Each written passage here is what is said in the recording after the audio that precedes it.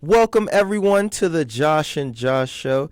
Today it's an eventful weekend. Let's just say this is probably one of the more overboard Yeah. weekends that you can imagine. And it sucks because we didn't even have the opportunity to witness it. Me and Frenzy both were at a wrestling tournament in PA, and we honestly we would have made it if we did not stop like 3 or 4 times. Our coach told us, he was like, "Yeah, we're only gonna stop twice, or no, we're only gonna stop once, and then we're gonna go straight there. It's a long ride." So we stopped 3 times, and as soon as we touched down from Lynchburg, that's when the main event ended. And, of course, some people cheer, some people are upset. But, instead we get to the meat of it, we're going to first talk about the lesser of the fights, the ones that really were. The Stephen Struve fight was boring. I saw it. Did you see it? No, I didn't watch that. I just Good. saw the Yeah. highlights of all the fights except for the Ronda fight's the only fight I actually watched the whole way through. All the other fights I just watched the highlights and read the play-by-play. Yeah, I saw the Stephen Struve fight. It wasn't nothing spectacular. He just got ragdolled. And, he didn't get his wrestling up. After Overeem knocked him out, you would think you would work on your wrestling. Like, come on, bro. But he didn't. And then now you have then of course the fight after that was the Uriah Hall and the Robert Whitaker fight. Robert Whitaker looked good, really, really, really good. And Uriah Hall, he's starting to slowly but surely become the fighter who is just never going to be that championship fighter. He's going to be the guy that knock off some good wins. I mean, he's going to get some good wins, but he's not going to be a champion. Yeah, he's very inconsistent. Too inconsistent to be great. It's almost like he's desperate every time he goes out there for like this lifetime achievement KO that he's searching for.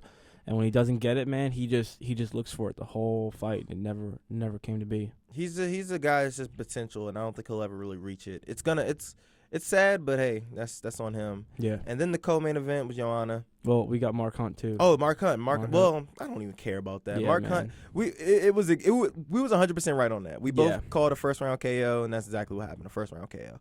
Bigfoot. That's he probably needs to retire. we that's like the extent of our correct calls though. well, yeah. We were well.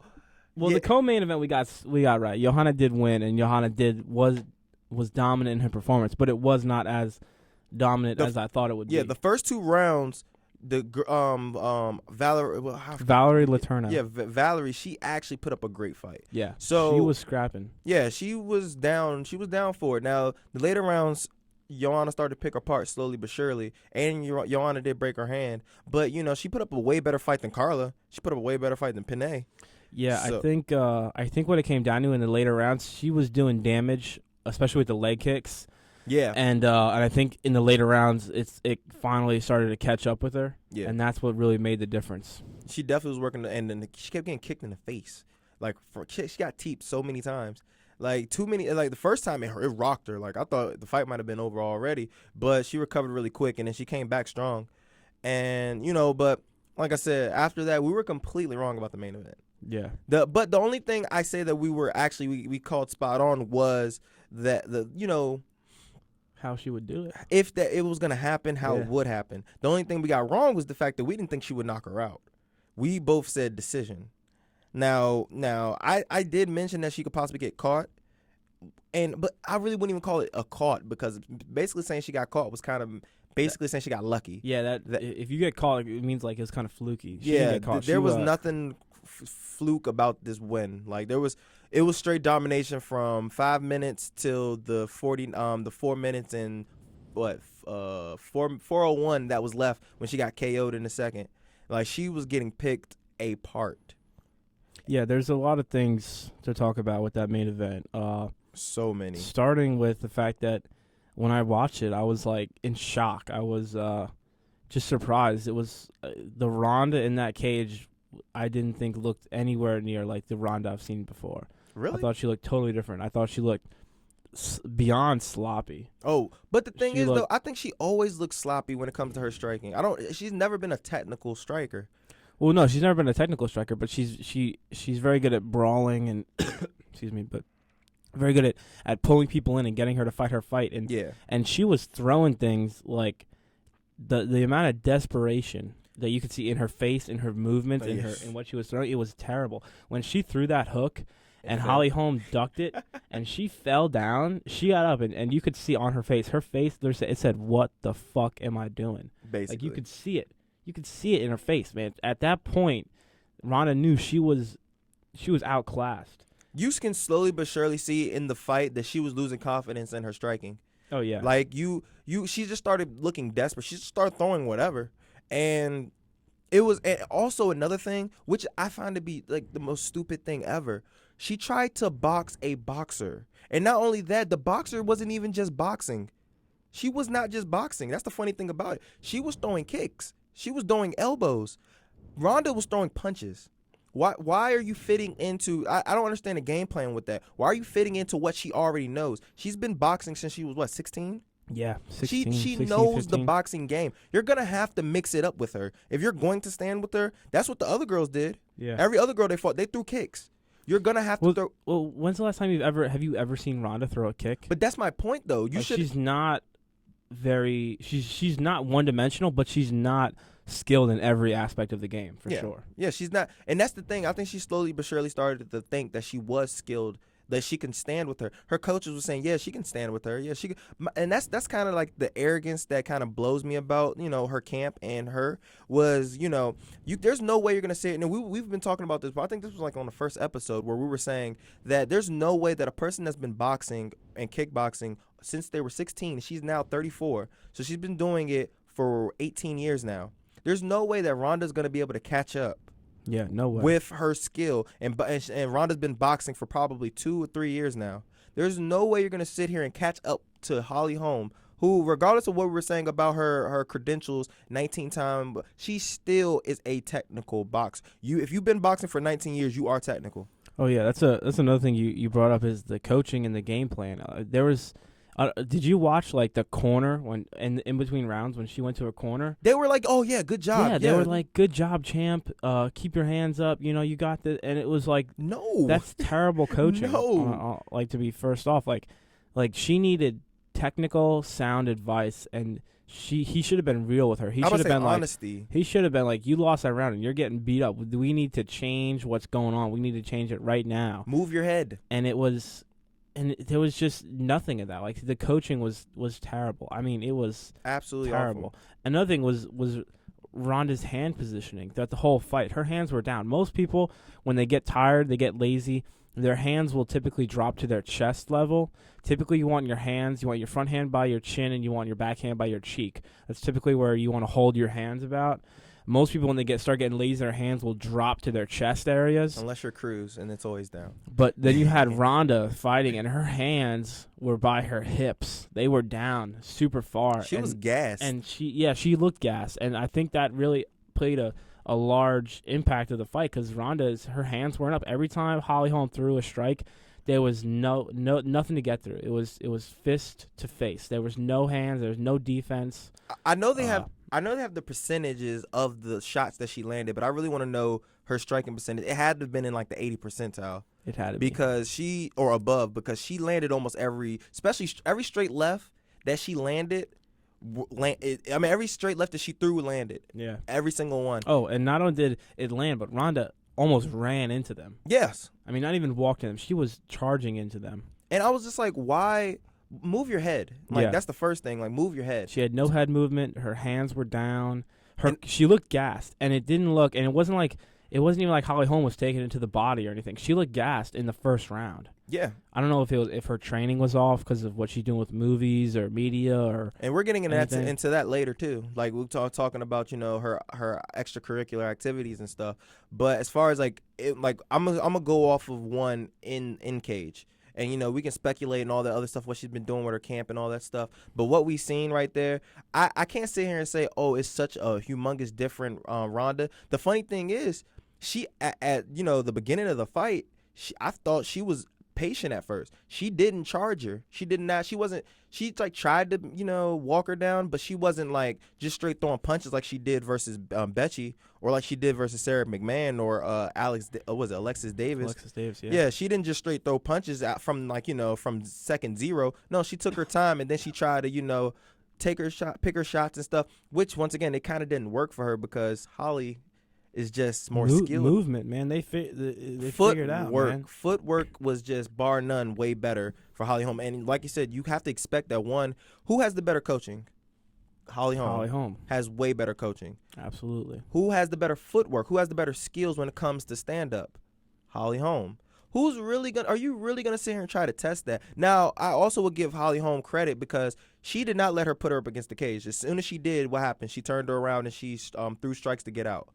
And the time that she did get down and Ronda tried to, pull an armbar, she got out. Yeah, she got out of that, and that came off. She also took Ronda down, like with a That was a nice double. I'm not sure if that was good positioning. I think it was a mix of her being in great position and Ronda being just not in the fight, like mentally or physically. I think, you know what I'm saying? Yeah. Because at that point she didn't look good, but yeah, there's just the she coaching, dominated every single aspect of that fight. The coaching is a massive part of the game where I don't think people are really putting enough emphasis on. I think when you look at Holly Holm's coaches with Winklejohn and Jackson, you got two coaches. We're talking masters of the game. These guys are produce champs. Yeah, they are masters. And now you've got Ronda Rousey with Edmund Targaryen or whatever his name is. The guy's he's not an MMA coach. Let's be honest here. He's not. He's a boxing coach, and she trains out of a boxing gym, but she's an MMA fighter. And then Ronda, she needed some sound advice there, and he failed her. And you almost feel bad for her because she walked in. I don't know what was going through her mind, but she wasn't in reality at that point. She wasn't there. It's one of the. I'm not gonna blame Dana White, but it's kind of one of those. People are.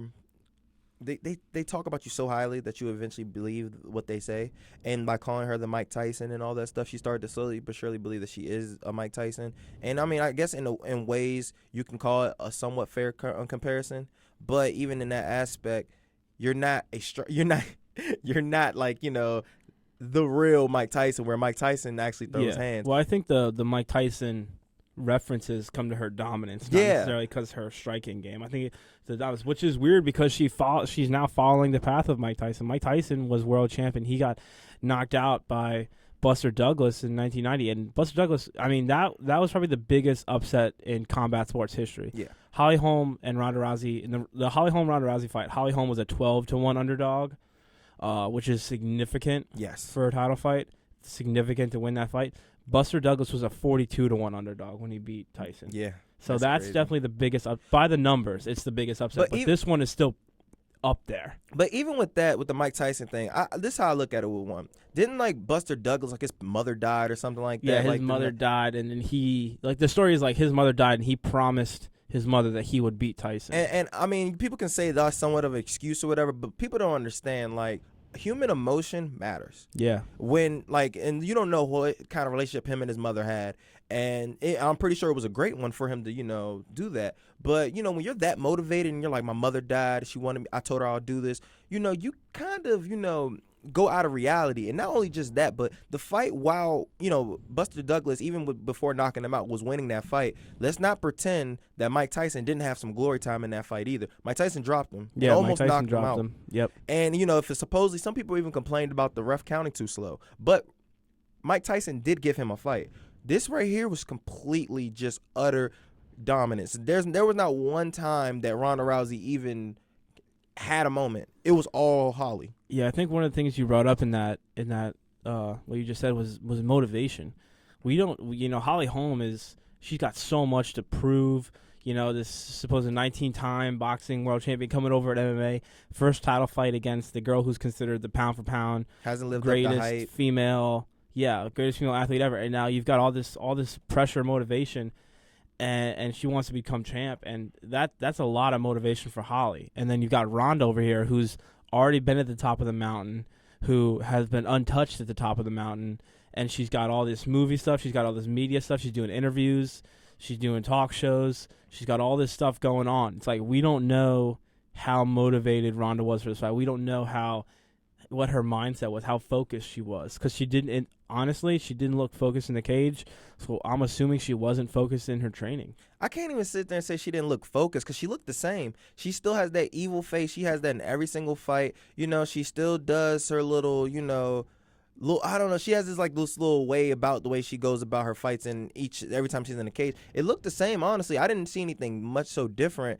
but she just got outclassed. Holly Holm, I feel like she was trying to get into Holly's head, and Holly didn't care. Yeah. Because at the end of the day, one thing that Holly does have, and we didn't mention last week, that Holly has that a lot of the girls, not a lot of girls, all the girls that Ronda has fought is not just pay-per-view, but like headlining experience. Oh, experience is a big championship experience. Yeah. Holly Holm has championship experience. She's been a champion 19 times. So she knows what it's like to win not only win a championship, but be in championship fights, big fights. So that we didn't factor in, but that matters because Holly did not care. You see it in her face. She was so calm and composed. She did not care what Ronda had to say. She was like, okay, it's whatever. You can go ahead and, talk all that stuff on Instagram. You don't have to shake my hand. Touch gloves. You don't have to do nothing. But when the referee said, let's go, we going to go. And she proved it. Yeah, you've got to look at your ability to perform under pressure is something not many people talk about, particularly with fighting.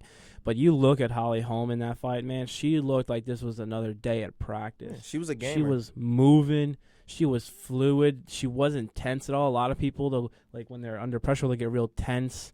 They don't lose let their hands go. They lose their fluidity. They lose their motion. They get real tense. And Holly Holm was just perfect out there. Just total. This is another day for her. The pressure did not affect her whatsoever. And this is what makes MMA so beautiful, man. Like when you see people that believes in what they say. Like I love hearing people speak confidence and say, I know I can win. I can beat this girl. Or I can beat this guy. And then you actually see it. Like when they actually go out there, like she knew she was better. Oh yeah, you could see it. She knew, and from the moment that bell rang, man, she was looking to prove it.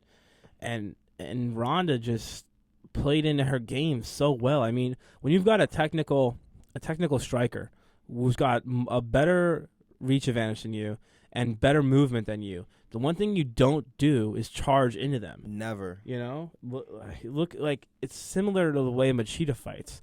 It's a very elusive. He punches you. He's got great movement, great counter striking. And, like, what do you not do against Machida? Never charge. You don't charge Machida. So it's like, how do you beat Machida? Well, you have to advance him down, cut off the cage, and pick him apart, and eventually force the action. But you cannot do that by charging. You've got two completely different styles. You've got the Ryan Bader, who charged him and got knocked out. And then you've got the Chris Weidman, who advanced on him for 25 minutes and just cut the cage off. Yeah, that's how you have to be. Ronda... It was almost like a blueprint of the Ryan Bader Machida fight in the way how she arrogantly charged into her and was just taking so much damage. I mean, I think that's one thing a lot of people aren't thinking about after this fight is everyone's chin has an expiration date, and something that can help that expiration date, that can enhance it, is taking damage. And Ronda took more damage in that fight than she's ever taken in her entire life. Bar none. Yeah. Like, you can add up all that probably times 10, and she still didn't get the amount of L's she took. That was a ton of damage. Yes. A ton. Like, she got KO'd. Like, straight slept. Like, that doesn't happen to just anybody. But, okay, so now with this fight, there's been this is what honestly been upsetting me about, like, this whole situation. She lost. Holly was the better fighter. This more so, it's all about Ronda now instead of about what Holly did. I've heard so many excuses on why or potentially how she lost. And it's so annoying because it's like, you can come up with any excuses in the world. At the end of the day, she lost. She lost to a better fighter. And I heard people say, oh, it's the fact that they fought in another country. I've heard the whole, she's been paying attention to the media. She wasn't 100% focused. She didn't do this. And in my opinion, it's just excuses. Even if they fought again, I personally still have her as a favorite. Holly as a favorite. And the reason why is because people are saying, she didn't even try to work her takedowns. She tried. she tried, but I don't think she was. I don't know. She didn't sell out for it. I don't know if I could say that Holly Holm is definitely the better fighter. I think she was the better fighter that night. That's what I mean by she was the better fighter. In a rematch, though, I think when you look at that fight and you look at how many things went wrong for Ronda, and then if you switch that and say, well, what if these things went right for Ronda? It would have been a totally different story. But you could say that for any fight or fighter. It's true. So that's why I'm saying, like, of course, I'm not saying that Holly's the better fighter. Funny thing is, I still think that Ronda could probably beat more people than Holly can beat in a typical fight when it comes to, like, fighters. And I honestly think Cyborg can beat both of them. But that's besides the point.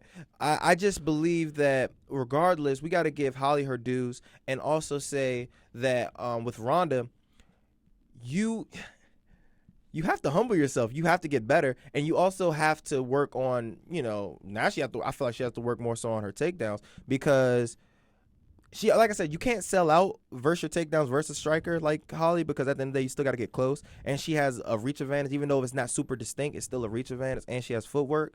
But she still tried to take her down. One of them ended up, it slightly worked, but it kind of didn't work. But it still put him in an awkward situation. But at the same time, like I said, Holly still was able to, get away from the grappling and turn it into her fight. Who's to sit here and say it wouldn't happen again? That's just like the TJ Dillashaw fight. Like, people were sitting there and saying, oh, it was because he got rocked. If he didn't get rocked and he had his brain clear, maybe he would beat TJ. No, we saw that the footwork and the movement still affected Barao even the second fight, because he just can't adjust. And I honestly feel like it kind of would be the same if Holly was to fight. I feel like it's just a bad matchup, put it like that. Yeah, it's definitely a bad matchup because for multiple reasons. Holly Holm's movement is a big one. Another problem was this is the first time Ronda's ever fought anyone who throws a significant amount of kicks.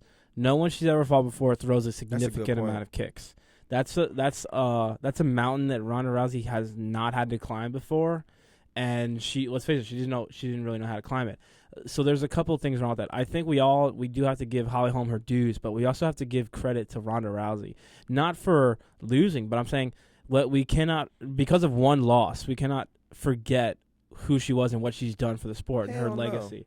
And I think when she loses and all of a sudden all these people start, just hating on her really hardcore, you have no loyalty as a fan base, The same people who were like, oh, Ronda's this badass female character and I love her, she kicks ass and doesn't care about it.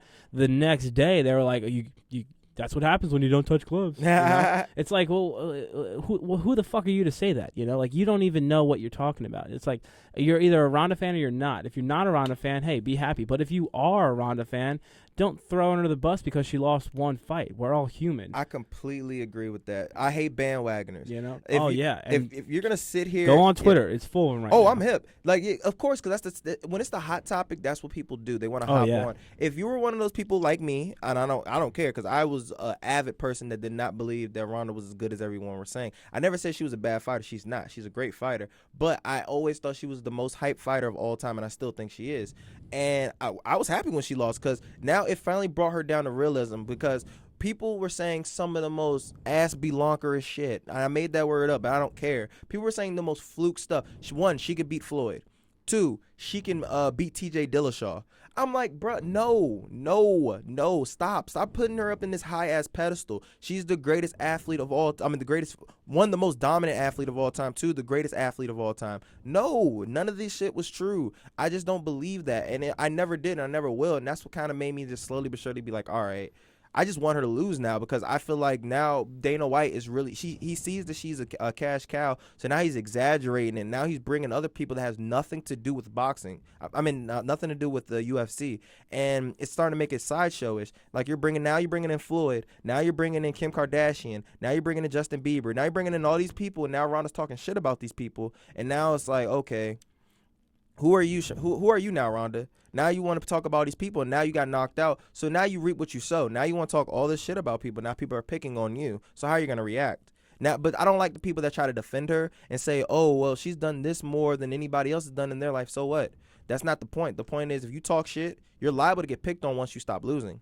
Oh yeah, absolutely. If you talk shit, if you want to talk the talk, and the moment comes, you could walk the walk your whole life.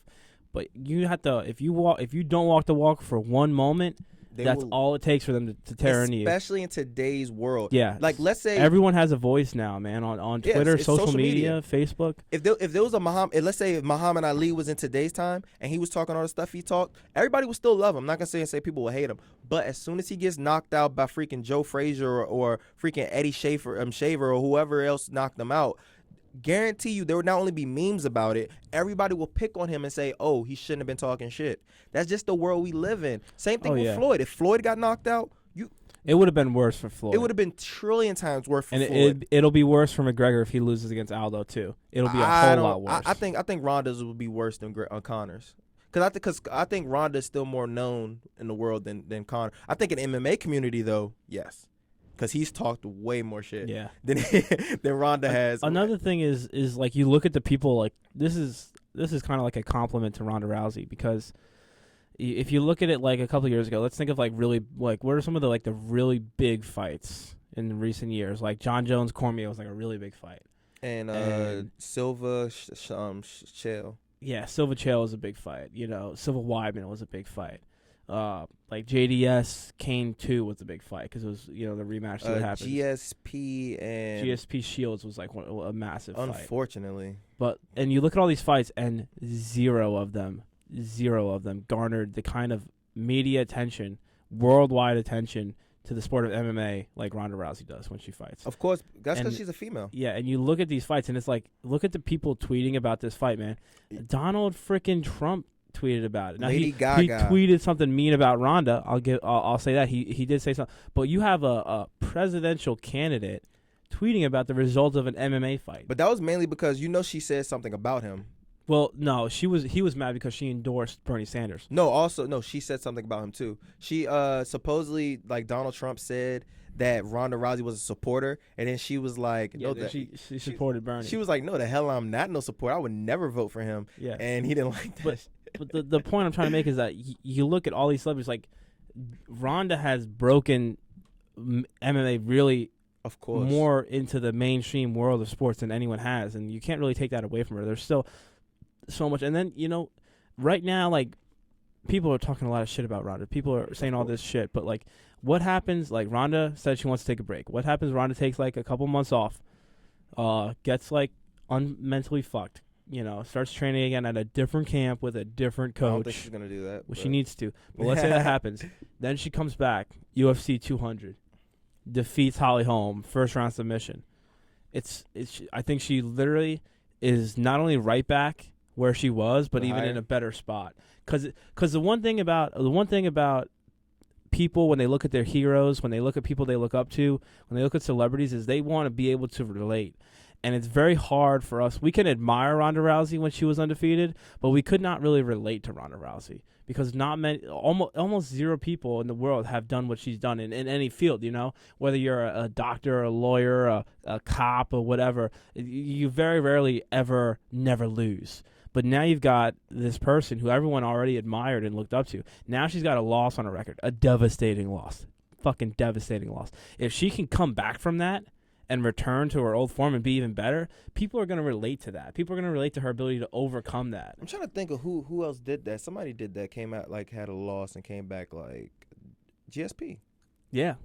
GSP got knocked out by Matt Serra and then came back. And beat the shit out of Matt Serra. Beat the living shit out of Matt Serra. And I think in the long run, well, first of all, I think it's very good for Ronda Rousey. I think in the long run. And furthermore, in the long run, potentially it is. You can't say she who knows? Tomorrow she could say, I'm done with fighting and retire. Or she could also turn into a Brock Lesnar. And after, and just go straight to WWE. But no, not even straight go to WWE. But I'm saying, like, how after Kane beat his ass, he started realizing that he's not superhuman like he thought he was. The mental image, the mental self-image was shattered. Yeah, it always matters how you come from the loss because people can easily. I feel like that ass whooping he took from Kane pretty much ruined his career because he didn't want to get punched in the face anymore. Yeah. Anytime he got punched after that, he'd curl up and run.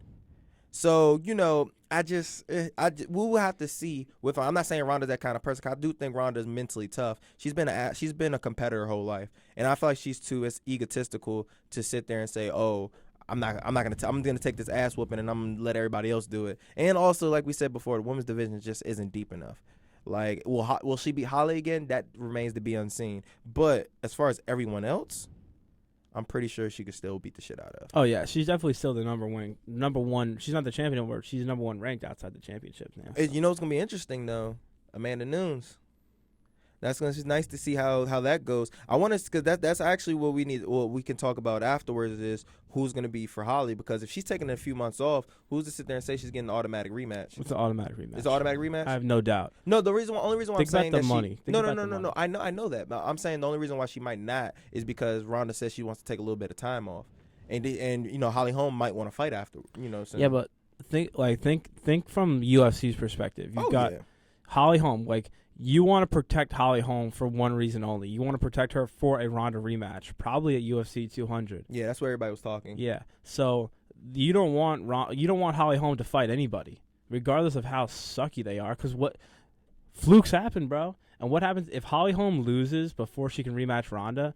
That the money for that rematch is gone. No one's gonna care anymore. Like literally, if Holly Holm loses the next fight against anyone else, if she fights anyone and loses, they will call the Ronda fight a fluke. I know, like right now we think of it like, oh, we saw how good it was, how dominant it was. There's no way it was a fluke.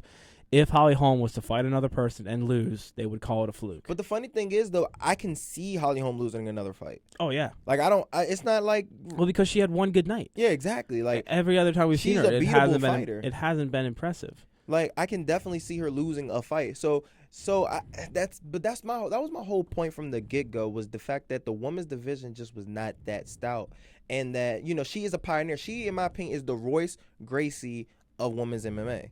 And if you was to take Ronda Rousey, let's say 50 years from now, when women's MMA is going to be well more developed, I feel like if you take Ronda Rousey there, she wouldn't be as dominant as she is now. Just like how Royce Gracie was the most dominant figure in UFC in UFC 1. He used to submit everyone. Mm-hmm. Yeah. And now, if you put Royce Gracie from UFC 1, bring him into the UFC now, he would get dominated by everyone. Everyone. Which is a really good point, actually. I never really thought about it like that, but you're right. She is like that pioneer, but she's not really a mixed martial artist. She's really a hardcore judo grappler who throws some punches every once in a while. She's a brawler. She's a brawler that can throw you on your ass and break your arm. That is when it's only basically we know what you're capable of. It's kind of like you're well read, and it's just nobody else in the women's bantamweight division is developed enough to really stop it or good enough to really do anything about it. She had a TKO. She needs Sarah McMahon. Okay, Sarah McMahon isn't the greatest. We already that was a terrible stoppage. It was a bad stoppage. She literally punched her twice and then they broke it up. But then you got Alexis Davis. She's absolutely awful. I hated that fight from the get go. Yeah. Who else do you have? You have Betchy. Once again, they moved her from 10-1. Just to hype the fight up, and they just wanted somebody undefeated, and they didn't think Holly Holm was ready enough, and she probably wasn't. And but the thing is, in the same way we can relate Ronda to Gracie or whatever in the early days. If you look at the entire division like that, it's not weak. It's just what we have. Back in the early days of the UFC, if you were to compare that to modern day, those divisions were terribly weak. Yeah. It's like I think. That's one thing. Like people talk like old fighters like Tito Ortiz and stuff like they'll talk shit about like, oh, back in my prime would beat this guy's prime. Let me tell you something. The champions we have today are the best MMA fighters to ever exist in the history of mankind. Yes. And you know what's crazy? 10 years from now, they will be the best. And this is a game that's constantly improving. Yeah.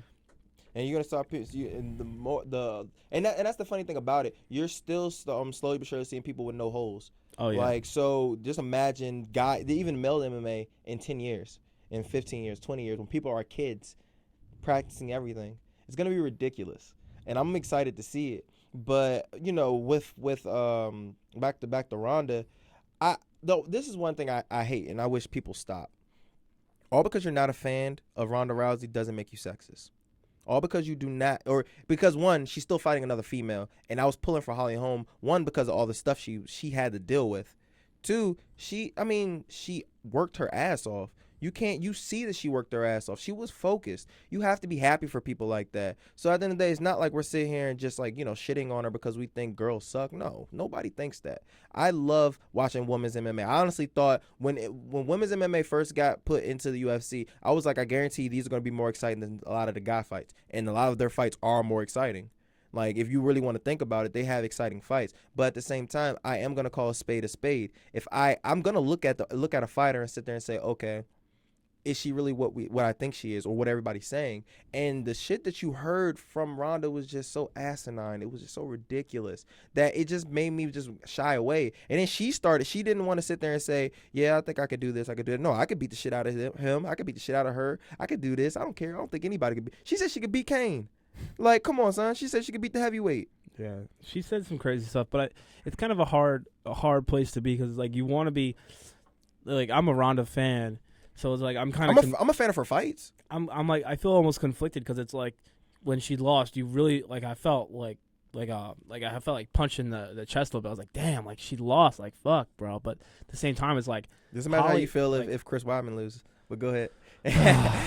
dude, my heart is on the line for that decision. Dude, if Weidman loses and then McGregor loses, like, yo, I'm on suicide watch. I'm not even playing. Like, do not leave me alone in a room, all right? Oh, But and no, the it's fun like- they fighting on the same night. So Yeah, the that's gonna same be night. so hilarious. Dude, but no, it's like you feel really conflicted if you're like, I'm a Ronda fan, so I felt like so conflicted because like, oh, I felt terrible for Ronda, but at the same time, like Holly Holm is just like that's a Cinderella story right Yeah, there. you can't know? feel It's bad like, for you her. want to feel great, like wow, like that's awesome. To accomplish that it's an amazing. And the thing is, story. she's at the tail end of her career for real because she's in her mid-30s. yeah. So it's not like she's going to be fighting for too much longer. So what's a great way? And then they also mentioned that I saw on UFC on Fox or whatever that her husband, was in the cage, and they were like, that was like the first time in history that she was able that there was a husband in the octagon instead of a wife or whatever, able to be happy with the champion and stuff. So I thought that was a dope story too. Yeah, that's pretty cool. Yeah, so it's definitely, like I said, I'm just happy for Holly Holm. She's a real humble girl. She's extremely, and I'm not even one of the guys that be like, oh, I love her because she's humble. Like, I love the egotistical, cocky dude. I love Conor. Yeah. I think Conor's gonna lose, but I love what Conor brings, and I also like Floyd. I like people that speak and that actually prove. Like, I like people that are cocky, but I actually believe in their cockiness, if that makes sense. Like. Yeah. I'm cool with it if I'm like, oh, yeah, you're really as good as what you're saying. But she was saying stuff like, she was like, yeah, I'm the baddest woman on the planet, and that's all she was ever saying. I can beat her. I could beat her. Then it's like, I wouldn't have a problem with Ronda. I'd be like, yeah, she's speaking facts. I think she probably could. Outside of Cyborg, I think Cyborg is the only person that could have beat her before last week. I'd be like, yeah, she could beat her. But nobody else could. So, I mean, I expect that. But like I said, once she start getting into the guy mode and she's like, I could beat this guy, I could beat that guy, then I'm like, you stretching a little bit too much. And then when I hear like casual friends walk up to me and they'll be like this to me. They'll be like, "Hey, Josh, man, that Ronda girl something else." I'm like, "Yeah, she's pretty good." Say, "Yeah, man, she could probably beat the shit out of any guy." No, she can't. Like, Yeah. I don't want you. Well, here's the thing.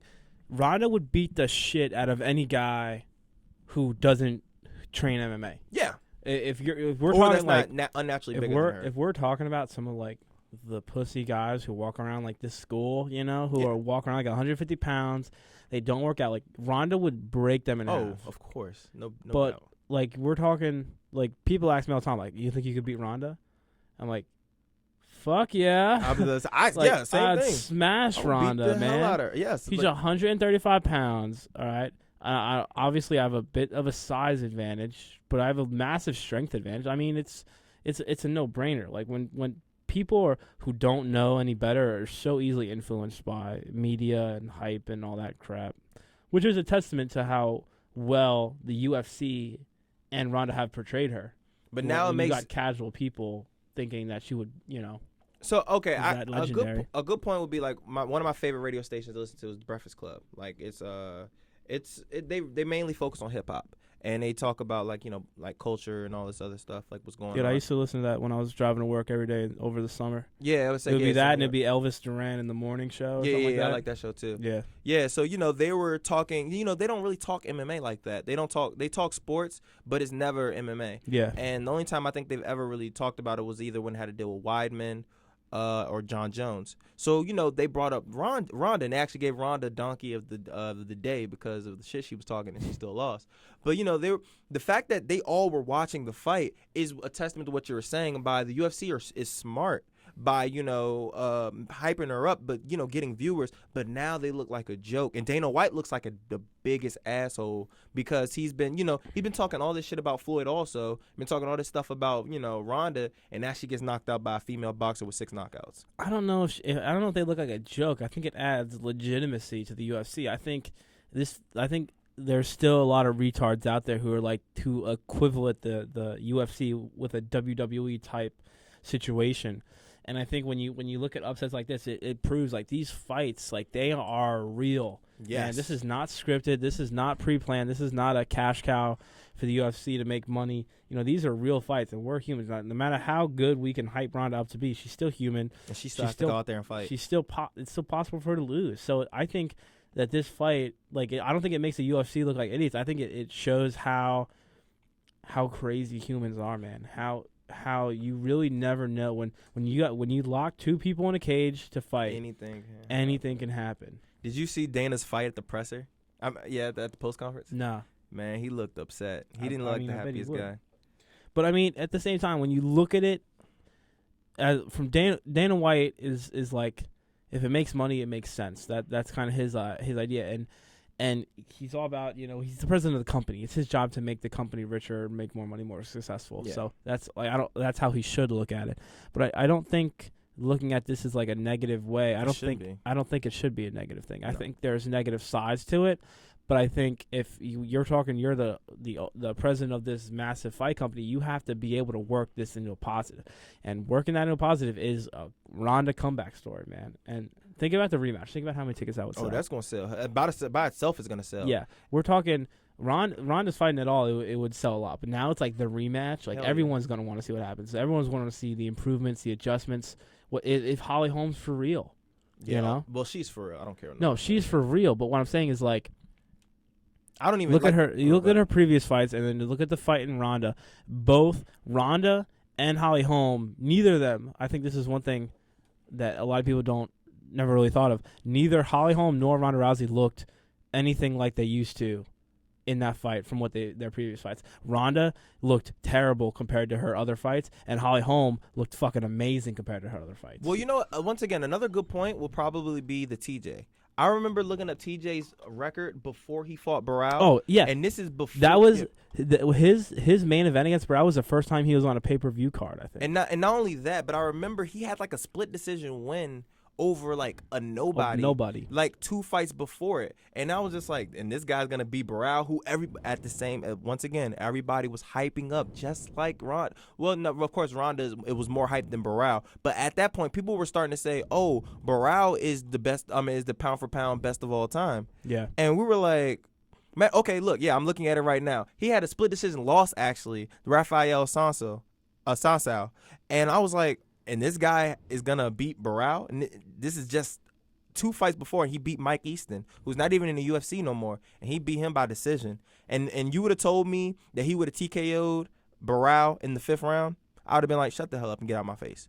So it's kind of the same exact thing. So you thought TJ wasn't going to look as great as he was, and people were saying the same thing. It's fluke. He just looked really good, and Barao underestimated him. Yeah. They fought a second time. Guess what? Man, there's something about championship fights that some people rise to the occasion, man. Yeah. TJ Dillashaw is a perfect example. Holly Holm is a perfect example. And that's a good point, because we did, once again, that was mentioned in the last podcast. We were saying that Holly Holm can be that person to rise to the occasion because she is a championship fighter. Yeah.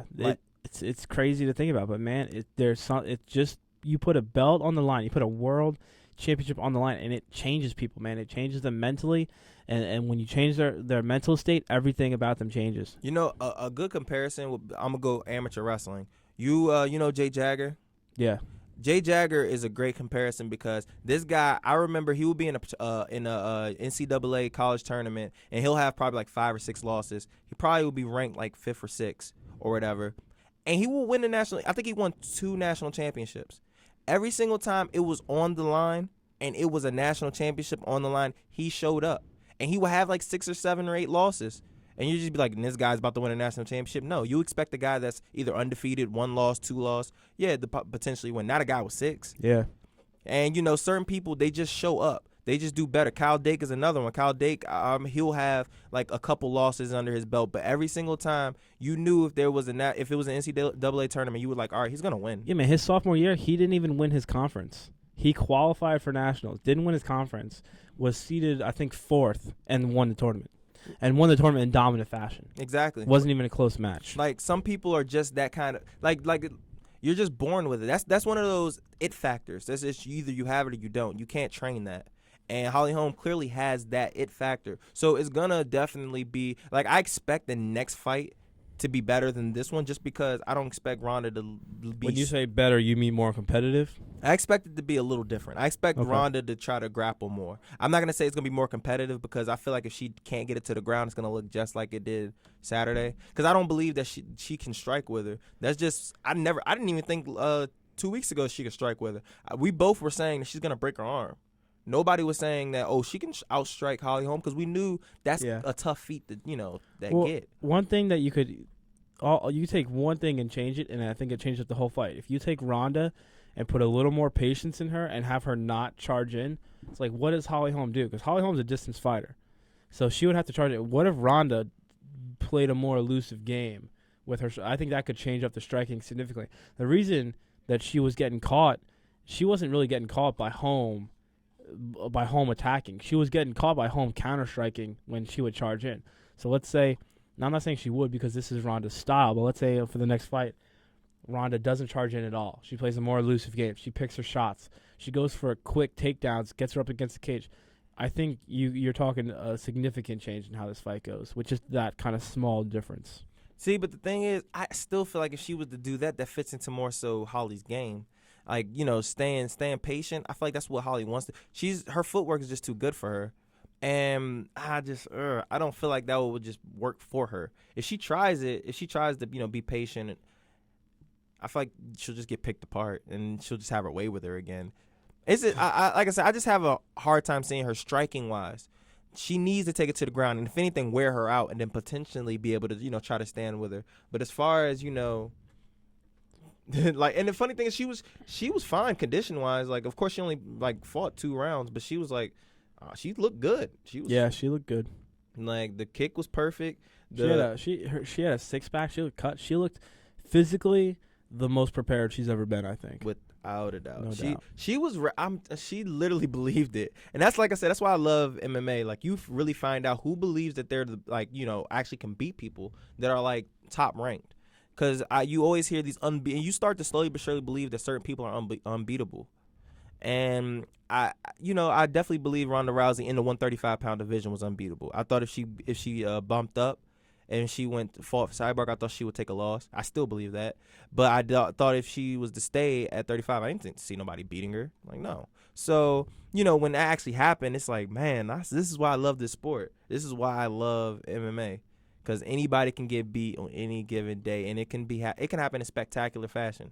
Yeah, man. It's when you look at it, it's crazy. Some of these upsets, but it's self-belief, man. I think that's what it comes down to. It's like you've got certain people who just have a belief in themselves, and other people who don't, and they prove it that night. Because it's crazy to think about. They've been training for how many months, and it all comes down to one night. It came down to 7 minutes or so for Holly Holm. Like, that was it. And all she had to do was perform at her best for the 7 minutes, and she did it perfectly.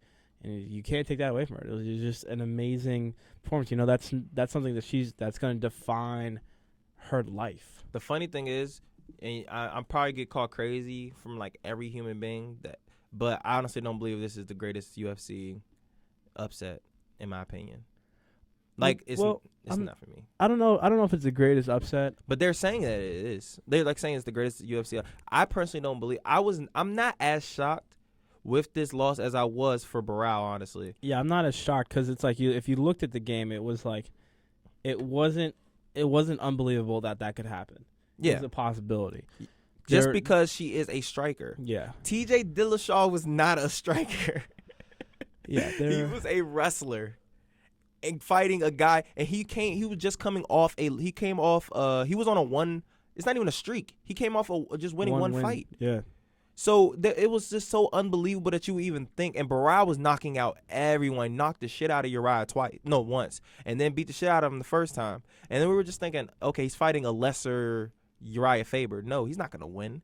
There's no, I remember I was talking to Petey. You remember Petey Crawford? Yeah. Yeah, I remember me and Petey was just one time talking, and I was just like, son, this is probably the dumbest fight I think they ever booked. Like, there's no point in them. He's just going to get his ass whooped. He got knocked out by freaking John Dotson, who's a 25-pounder. Why? No. Holly Holm, I was just like, I don't think she's going to win, but I know that it's possible if it keep it standing. No, there's no way TJ was going to win. So, like I said, that, in my opinion, is the most shocking. I remember me and Petey, because we was at B-Dubs when that fight happened, and me and him were going crazy the whole fight. Like, I cannot believe he's beating the shit out of him like this. Yeah, it was close too. In terms of the underdog status, TJ Dillashaw was a 9-1 underdog, and Holly Holm was a 12-1. So it was a similar status in terms of the underdog status. Like I said, but that's how. Of course, Ronda probably gets the edge just because she's the more hype fighter. Yeah, well, I think a lot of people say that this is like the greatest upset of all time because it's in the moment. They have to justify it in their head. They're like, "What the fuck?" Like, no one, like, even though everyone knew, like, it was a possibility. She's human, you know. Holly Holm's good, whatever. Like, it was a possibility in everyone's head that Ronda could lose. No one ever really thought she would lose, especially not like that. So everyone's sitting there thinking, "What the fuck is going on?" And they have to justify it in their head somehow. So they just say, "Oh, this is the greatest upset ever," because I can't even contemplate this in my head. I can't fathom this, you know? So I think that is why people are saying it. I was more so shocked about her getting knocked out than I was her losing. That was the shocking thing. I didn't expect like her to get slept.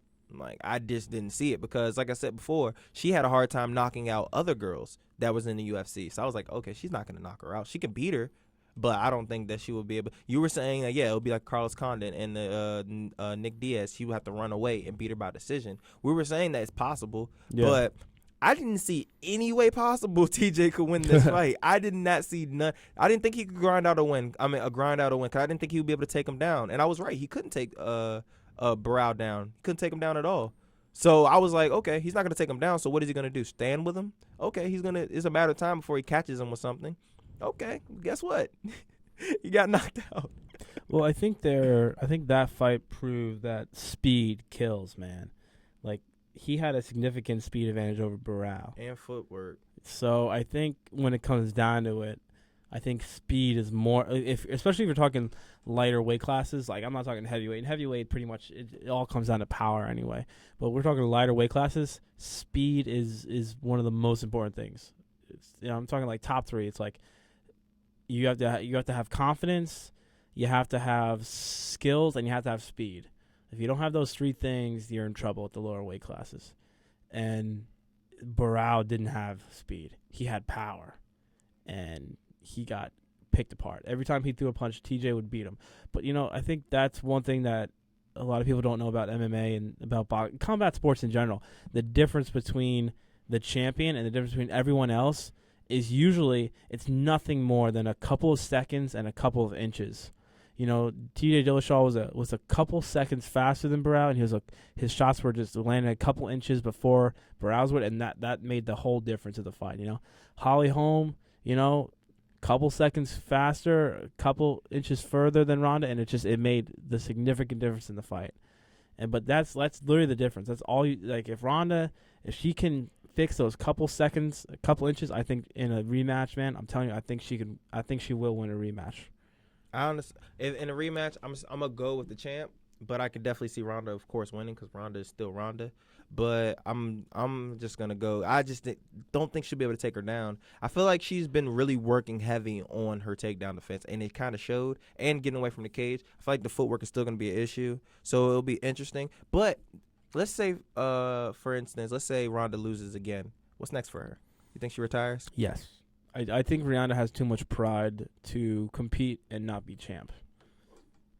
And I don't think that's a bad thing. I mean, because it's like there's other fighters who like they stop competing and they have nothing to do. Ronda she's making movies.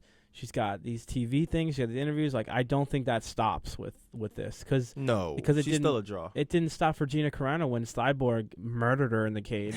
Gina Carano's still making movies, and I don't think it stops for Ronda either. I think Ronda could retire today and still be a massive because she still has a big fan base. Oh yeah, for sure. And it probably might even grow after this because people are feeling sorry for her. Yeah. So she's gonna be a cash cow regardless. So yeah, I agree. I think that if she did lose again, I feel like she'll try to be the egotistical and try to like go and fight again, but I think she's gonna soon but surely realize that she's not gonna get that immediate rematch again because after you lose twice, especially back to back, you're to the same person. You have to wait long time, and she doesn't want to fight that long anyway. She's already stated she doesn't want to fight past 30. She's already 28, so I mean, she might have to wait for, let's say, somebody to beat Holly. And you know what would be a really cool matchup would be if Holly won, would be a Cyborg match. To see them two go at it. And I think that would be like fireworks. Because you got the aggressive bull with a pretty good chin and the patient, pick your shots. You know, normally you would call her a point fighter, but it's kind of hard to call her a point fighter. I thought she just did. Yeah. And she's still a point fighter in me. I don't know, man. I don't like comparing like the Cyborg matchup. I don't know if it'll ever happen. I mean, of course, this is one of those. It's one of those like dream things. But it's like Cyborg she's huge, man. Oh, I know. She's huge. I don't know if she can make 35. And I don't most think people she could. Wouldn't go up to fight her at 45 because she's that big. So I don't know if it'll ever happen. Cyborg, by the way, is probably weighs as much as me. I think she weighs 175, which is how much I weigh. Yeah. And I'm not cutting 35, not at all. And she's a female. So and the thing is, she's not like she has a lot of body fat because she doesn't have that much body fat. She's ripped. She's cut. Yeah, so that's just hard for that would be hard for her. But you know, and this is I'm gonna have to pay some respect to Floyd. For the people who I guess the people that know, everybody should know. Ronda and Floyd have been going back and forth for probably a year now. They've been like, you know, probably more than a year. They've been going back and forth since. Yeah, okay. It's been a little bit. Been like 2 years or so. And it all started because Floyd didn't know who she was. And I honestly believe he didn't, because if you know Floyd is the type of guy, one, he probably at that time 2 years ago, he didn't give two shits about MMA. Two, he doesn't care about MMA. If you see his videos, you know there's only a couple things on his mind: money, cars, and vagina. Yeah, it's pretty much it. Yeah, like honestly, he does not care about what's going on. And plus his promotion. If you're not part of his promotion, or you're not his fight, or you're not a girl, or you're not anything he can buy, he does not care about it. He doesn't pay attention to it. So him saying he didn't know who Ronda Rousey was probably accurate. He probably didn't. He didn't care. So, you know, Ronda took offense to that, so she started going on him for the domestic violence and all this other stuff. And, you know, it was real petty, in my opinion. I thought it was petty for both of them, but more so Ronda, because it was like, just leave it alone. Who cares? But I felt like she was just picking a fight. So people expected Floyd, because I don't know if you know, you have a Twitter? Yeah. Floyd was actually the trending topic on Saturday after she got knocked out because everybody was tweeting at Floyd, laughing about the whole situation, like coming up with memes with Floyd in it and stuff, because she was cracking. Because, you know, he can't read and write. He beat females, this and that. And I could still beat up Floyd if I wanted to. I could ragdoll him. So, you know, Floyd actually did a classy thing and said people shouldn't be talking shit about her. He made a press release today. I mean, they did an interview, and he was saying that people are bandwagons. Like, don't listen to people. People are haters. One day they love you, one day they don't. He said, I don't understand. And he was like, I don't understand what you're going through because I haven't lost. But, you know, we all do have losses in our life. He was like, I might have lost a friend. I might have lost something, but I have experienced the loss. I just haven't lost in the octagon. And people don't care about that. And then also mentioned that, you know, if you ever want to help, you know, stay up. You're a strong girl. I know you'll bounce back. And if you ever need help or anything like that, you know, I can help you out. And then said that it's all about timing and inches when it comes to boxing. And I was just like, this is Floyd. Yeah. The same guy that she was talking shit about for literally 2 years now. And he comes out, and this is pretty much proved my point, where Floyd never really went out his way to try to disrespect her. Like, he never really sat there and was like, all right, I want to piss her off. Well, I think it was always more of a professional rivalry, even though they were never going to fight. It was almost, I can be a bigger star than you can, that kind of thing. I don't think there was ever any personal, like, hatred toward each other. I feel like she personally hated him. And I think, like, Floyd is seeing, like, the downfall of someone at his status. And I think he doesn't, like, he's above the average person. He, you know, let's face it, he is, and let's face it, he thinks he is too, you know. He knows he is. So he's not going to hop on the bandwagon of, oh, you know, I told you so, whatever. Like, all these fucking people on Twitter and on Facebook, oh, I knew this was going to happen, you know. Well, why didn't you fucking bet your life savings on Holly Holm then? If you knew this was going to happen, because you didn't. You're just saying that shit now. Anyone can say that shit after the fact. Shut the fuck up. Like, that is so annoying. I hate when people say that. If you are that kind of person who's like, I told you this was going to happen, and you didn't put your entire life savings on Holly Holm, then guess what? You didn't know that was going to happen. You didn't know. So don't say that shit. I feel you on that. I agree to that. I agree that. But there is one guy who put like 25,000 or something like that on Holly Holm. He got $250,000. Yeah, I was about to say he's basically rich. But that's the only guy that I heard of that made a significant amount of money on Holly Holm. Only one guy. Like I said, I didn't have my money on anybody beating Ronda. I just knew that she could lose. I just knew her skill set wasn't the greatest, and we saw, just like what Joe Rogan said, holes in her game, because people try to act like there was no holes in her game. She can strike with anyone. Well, we found that out. Yeah, we found that. We found out that if you don't allow her to bully you, she's got issues, man. But if you allow her to be a bully, then she's gonna dominate. I think if Holly Holm allowed Ronda to be a bully, it would have been a first round submission, but she stuck to her guns, and that's where the problems came for Ronda. Yeah, but like I said, I just wanted to say that about Floyd. I really respected that about him. Like, he's not of course, the classiest of guys, and he sometimes says stuff that he probably shouldn't have said, but I respect that times a trillion, because he could have been the grimiest of guys. Oh yeah, and sat there and he could have joined in. He could have tore her a new one. Yes, for sure. Tore her so many new ones, but he didn't. Took the opposite route. And the whole thing about the rivalry thing was, you cannot compare Stardom to a boxer of Floyd's caliber. And it's not even me sucking his dick or nothing. It's just being realistic. This dude made $300 million in one fight. Like, there's nothing close to that in the UFC. Yeah, nothing close to that. So it's like one of those, you're really trying to do a David versus Goliath, except for you're not beating him. Like except for it's not the Bible. This like the same exact shit is not gonna happen. You're not gonna be able to beat him. Any UFC fighter in the world would love to make half what Floyd makes, and none of them do. He's the highest paid athlete in the world. Yes, of any sport, regardless. In any sport, by a lot. Yes, by not a lot. Even close. And the funny thing is, he has no sponsors. He has no endorsements. None of that. It's just him and his promotions. Yep. So, they already said he made over $1 billion his whole career fighting. Can you imagine? He's the first, technically, he really is the first billionaire off of sports, off of what he did. He earned it. So it's like, you really trying to go off a billionaire, bro? Yeah. Like, this dude makes $1 million off interest every month. like he'll never run out. The money he has, he's one of those people. It's kind of like the Kardashians at this point. You've got so much money that you spend so much money, but your interest is collecting so fast that you'll never run out of money. Yes, he has stuff in his bank account that he doesn't even touch. So in interest, he automatically makes $1 million. So just know he's chilling. Like, he's fine. People want to say, oh, he's gonna blow his money, like Oscar De La Hoya. Did you hear about Oscar De La Hoya? No. He dissed the shit out of Floyd. Well, he's been butthurt since Floyd beat him, man. I was like, son, just get over it, son. You lost. Because Oscar De La Hoya, for people who don't know, Oscar De La Hoya lost to Floyd Mayweather, and then after that, he went and he started like Golden Boy Promotions or whatever that is, and now everybody that he's trained up has lost to Floyd Mayweather. So and he's been hyping him up to beat him. I'm gonna beat him. Yeah, if you're talking about someone who has a legit reason to be butthurt against Floyd Mayweather, there is no one on the planet who should be more butthurt by Floyd Mayweather than Oscar De La Hoya. Like, he beat you and everybody you try to promote. He beat you and then all of your students too. It's like if we're talking like old school like kung fu movies like this, like imagine like somebody walking into the dojo beating the master, and then like the master sending all his students one by one after the guy to get revenge, and Floyd beats all of them too. Like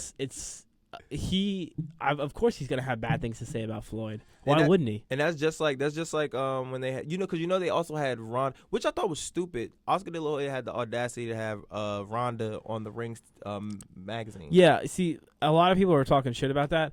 I have a big problem with that, but it has nothing to do with Ronda. It's the fact that I had a problem with Oscar De La Hoya. I have a problem with the fact that she's not a fucking boxer. Yeah, that's my thing. Like, she's awesome, but I would have the same problem with it if it was Chris Weidman. Yes. Or Conor McGregor. It's like that's a boxing magazine. Like, I don't understand the point of it. Like, if there was like a UFC magazine and Manny Pacquiao was on the cover of it, I'd have a problem with that. Yeah, exactly. You know? So yeah, I definitely understand why people are upset about that. And not even just that. It was the fact that Ronda's not a boxer. Yeah. I might give it some leeway if it was like a Junior Dos Santos or somebody who actually boxes, or Nick Diaz or somebody who boxes in UFC. Yeah. And they just happen to be really good. I would still be okay with that. Ronda is not a boxer. Yeah. Well, I wouldn't even be okay with that. I think when I'm saying I'll be more okay with it, because at least it fits into, the program. Like, you're sitting here, it's a boxing magazine, but you have a judo practitioner that does some arm bars. Yeah. It just doesn't make sense. And then you're Oscar De La Hoya, who is a boxer, and you really want to bring boxing back. So you're trying to bring boxing back, but you're putting Ronda Rousey, who's an MMA fighter, into your cover. So it kind of like, to me, is going ass backwards. I just have a hard time respecting that. But it's just it's been some crazy shit going on. Like as you can see, this is a catastrophic moment for the UFC because we've been talking literally about Ronda Rousey taking an L for an hour now. And there's you have so much other stuff left to talk so about, much to talk about, man. but at the end of the day, you can still talk about Ronda Rousey for another hour because it's just so much. It's so much stuff, not only just with her, but with the UFC afterwards. Yeah, there's just you're talking, media, worldwide attention. There's so much to talk about what went wrong inside the octagon. There's so much wrong to talk about. There's so much to talk about what went wrong outside the octagon. There's so much to talk about what her future is, what Holly Holm's future is, the changes that need to be made, for her to come back. So okay, you're her trainer or you're her coach. Tell me what you tell her. If I'm Edmund Targaryen? Yeah.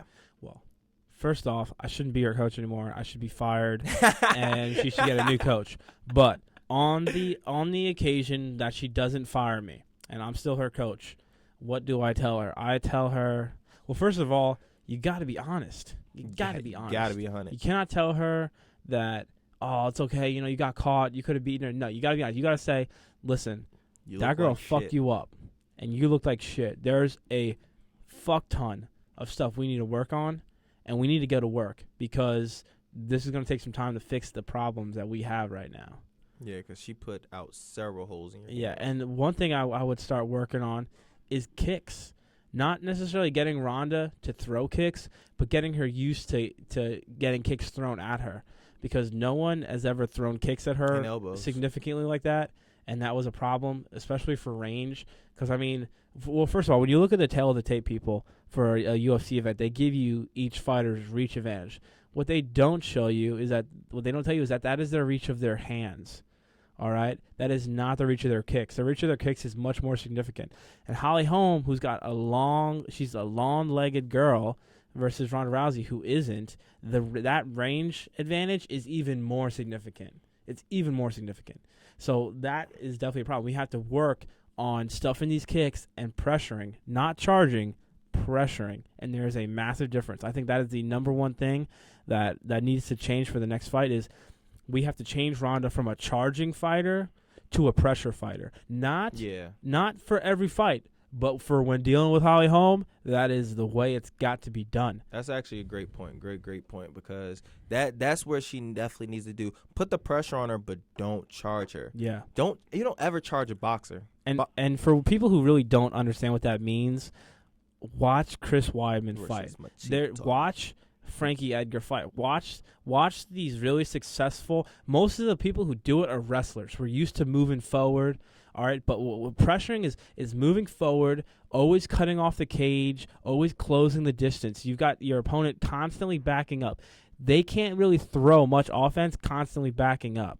You understand? That's a great point, because as wrestlers, we can't charge, because if we charge, we will get doubled. Yeah, so the thing is, you've got to change her from a charging fighter to a pressure fighter. And I think if you can do that successfully, I think Holly Holm is in deep trouble for the next fight. I'm going to tell her, honestly, if I was the coach, I'm going to tell her media attention. You're going to have to chill on that. Just focus on your fights. Yeah. Focus on getting better. I do not want to see no more. I don't want to hear no more, I want to be in this movie. I don't want to hear no more, I'm going to retire undefeated, or I'm going to retire in 2 years, or this and that. Focus on the now, not the future.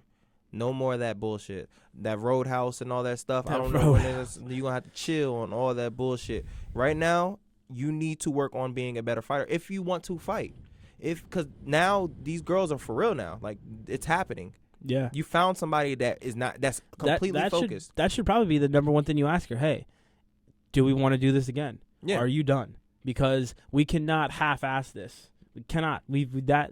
Saturday night proved that we can't half-ass this shit no more. We cannot split our attention between the media, the movies, the interviews, all this crap. If we want to be a fighter, we're going to have to focus on fighting. Number 1 through 10 of our checklist should be fighting.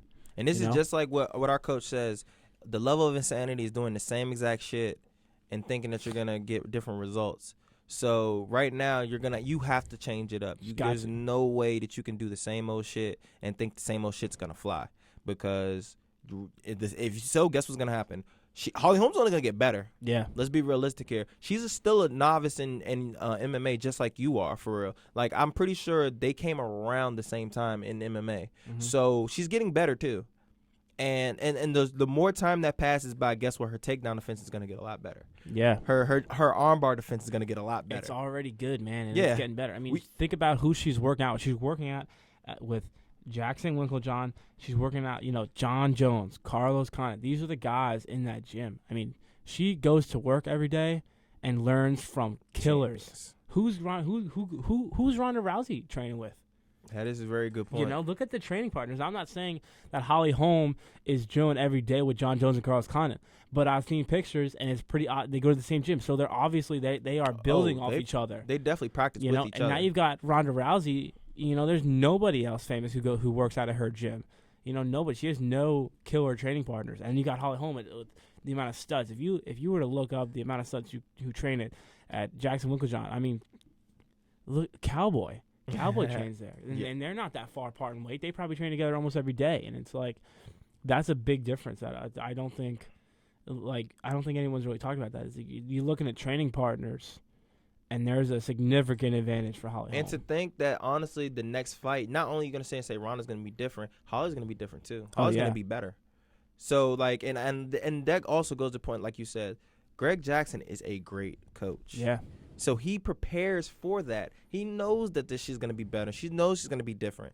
But I just expect Holly to be ready. That's why I see a hard time for them winning the second fight, because Greg Jackson's just a mastermind when it comes to the fight game. Like, when you see him in the corner and you see the instructions he gives, it's like, bruh, like, you're speaking right. So you're preaching to the choir. Yeah. Like, what you're saying is just like the Bible right now. You're just basically telling them really what they really need to do. Whereas in, like you said before, with Ronda corner, it was just like, you're doing really good. No, the fuck you're not. Like, even I'm like, I know you're the type of person that you, like you said before, you want people to sit there and say, hey, you look like shit. You need to step it up. I need that reality, man. Don't feed my ego. Don't do that shit. Yeah, I'm about to say, even me, I'm not even the type of person. I mean, I could care less if you're blunt. I mean, if you're blunt, I respect it. But if you're not, it's whatever. But if I'm losing and if I get dominated, I know it, and everybody knows she knew it. I don't want my coaches to sit here and say, oh, you look good. No, don't fucking tell me that. Don't ever. That right there probably would have been like, all right, I need some new coaches, because I don't want nobody telling me I look good when I just got my ass whooped and my nose is busted and Holly Holm is fine. Holly Holm went home that night looking the exact same she did before the fight even started. Yeah. Like, there was nothing wrong with her. Nothing. She barely took a punch, man. She took 3 or 4 good punches. That was it, but she was fine, man. Holly Holm could have drilled that night, and she would have been fine. Like, she could have she definitely could have fought another fight if she really wanted to. So, like I said, I don't want to hear no I did good. If the person can seriously can fight the next day or fight an hour later, I don't want to hear that I did good. No, clearly I didn't do good, because they're fine. They're okay. This is a fight. They're not supposed to be okay. They're supposed to be hurt in some kind of way. Yeah, I mean, she was fine, man. That's amazing. It's like Ronda was throwing everything she had, her entire body weight into those punches, and it was still nothing. Nothing, everyone. It was just an ass whooping, a really bad ass whooping. But that's it for the Ronda Rousey. Now we have to talk about the ones coming up, which pale in comparison, because it's not a UFC, it's not a pay-per-view event. We don't have a pay-per-view event until December 12th now. But we still got some good ass fights before then, though, because the Frankie Edgar and the Frankie Edgar and Chad Mendez is the day before. Mm-hmm. And like I said, we're still hoping and praying that everything works out. Everything is fine. So far, we're man, close, so good. Though, so far, it's good. Did you see in the news that UFC? Dana White's the president of UFC, but the owners of the UFC are the Fertitta brothers. Yeah. They bought Jose Aldo like a specialized custom protective suit to wear when sparring to protect himself. Did you see that? No, I did not it's see like a that. Specialized vest to protect his ribs when sparring so he doesn't get hurt. That is funny. They bought it. They bought that for him. That right there basically shows you how much money they're about to make right now, because they're really trying to protect this we shit. ain't having no shit go down this time. I feel like if he was to pull out this time, I think Dana White would like shit an egg. Well, the thing is like the amount of money UFC puts into hyping that fight up. Do you remember that commercial where it showed Vegas, Vegas was cleared out, and then they're walking to the street, and they meet up in the Brazilians. Yeah, they meet in the middle of the street. Yeah, that cost them over $1 million. I believe it, but that shit was bonkers. Yeah, that was awesome. I mean, I don't know how much. I don't know how much it cost them to get that. What was it, the Jay-Z song or something like that? Yeah, but like that cost them over. We're talking over $1 million for one commercial for a fight that didn't even happen. Now they reused that commercial. They added a belt. They like photoshopped in a belt on the Conor McGregor. And like, have you seen the redone one? No. They redid it, and Conor wears a belt now.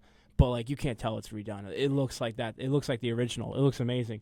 But they're putting so much money into this. So for them, they definitely want that fight to happen. I mean, like I said, it better happen. Like, I want every single fight to happen, and if every single fight, we still have to figure out what we're gonna do. Like, what we're gonna watch that at night too, like so we can.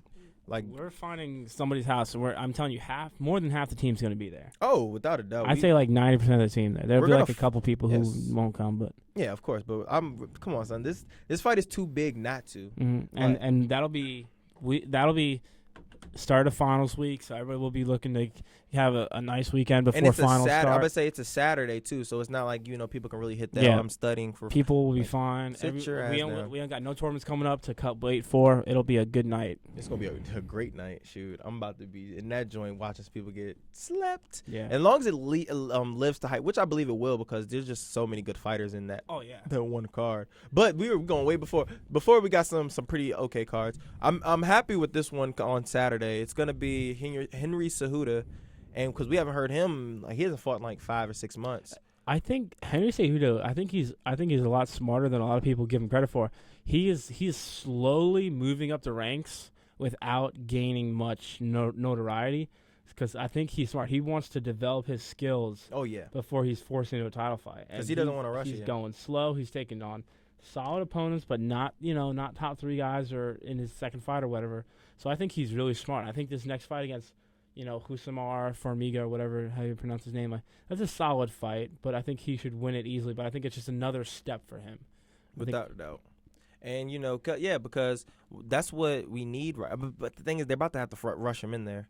I feel like if he wins this, more than likely he's next. Yeah, because 25 is yeah, I was about to say, there's literally nobody next. Like, I do agree with you, what you're saying, though, because he could have easily fought a top 3 fighter, like his past 3 fights, but he didn't. There's certain things that sell fights, especially in championship fights, and when you have an Olympic gold medalist fighting for a UFC title, that's a big deal. That's like an instant seller.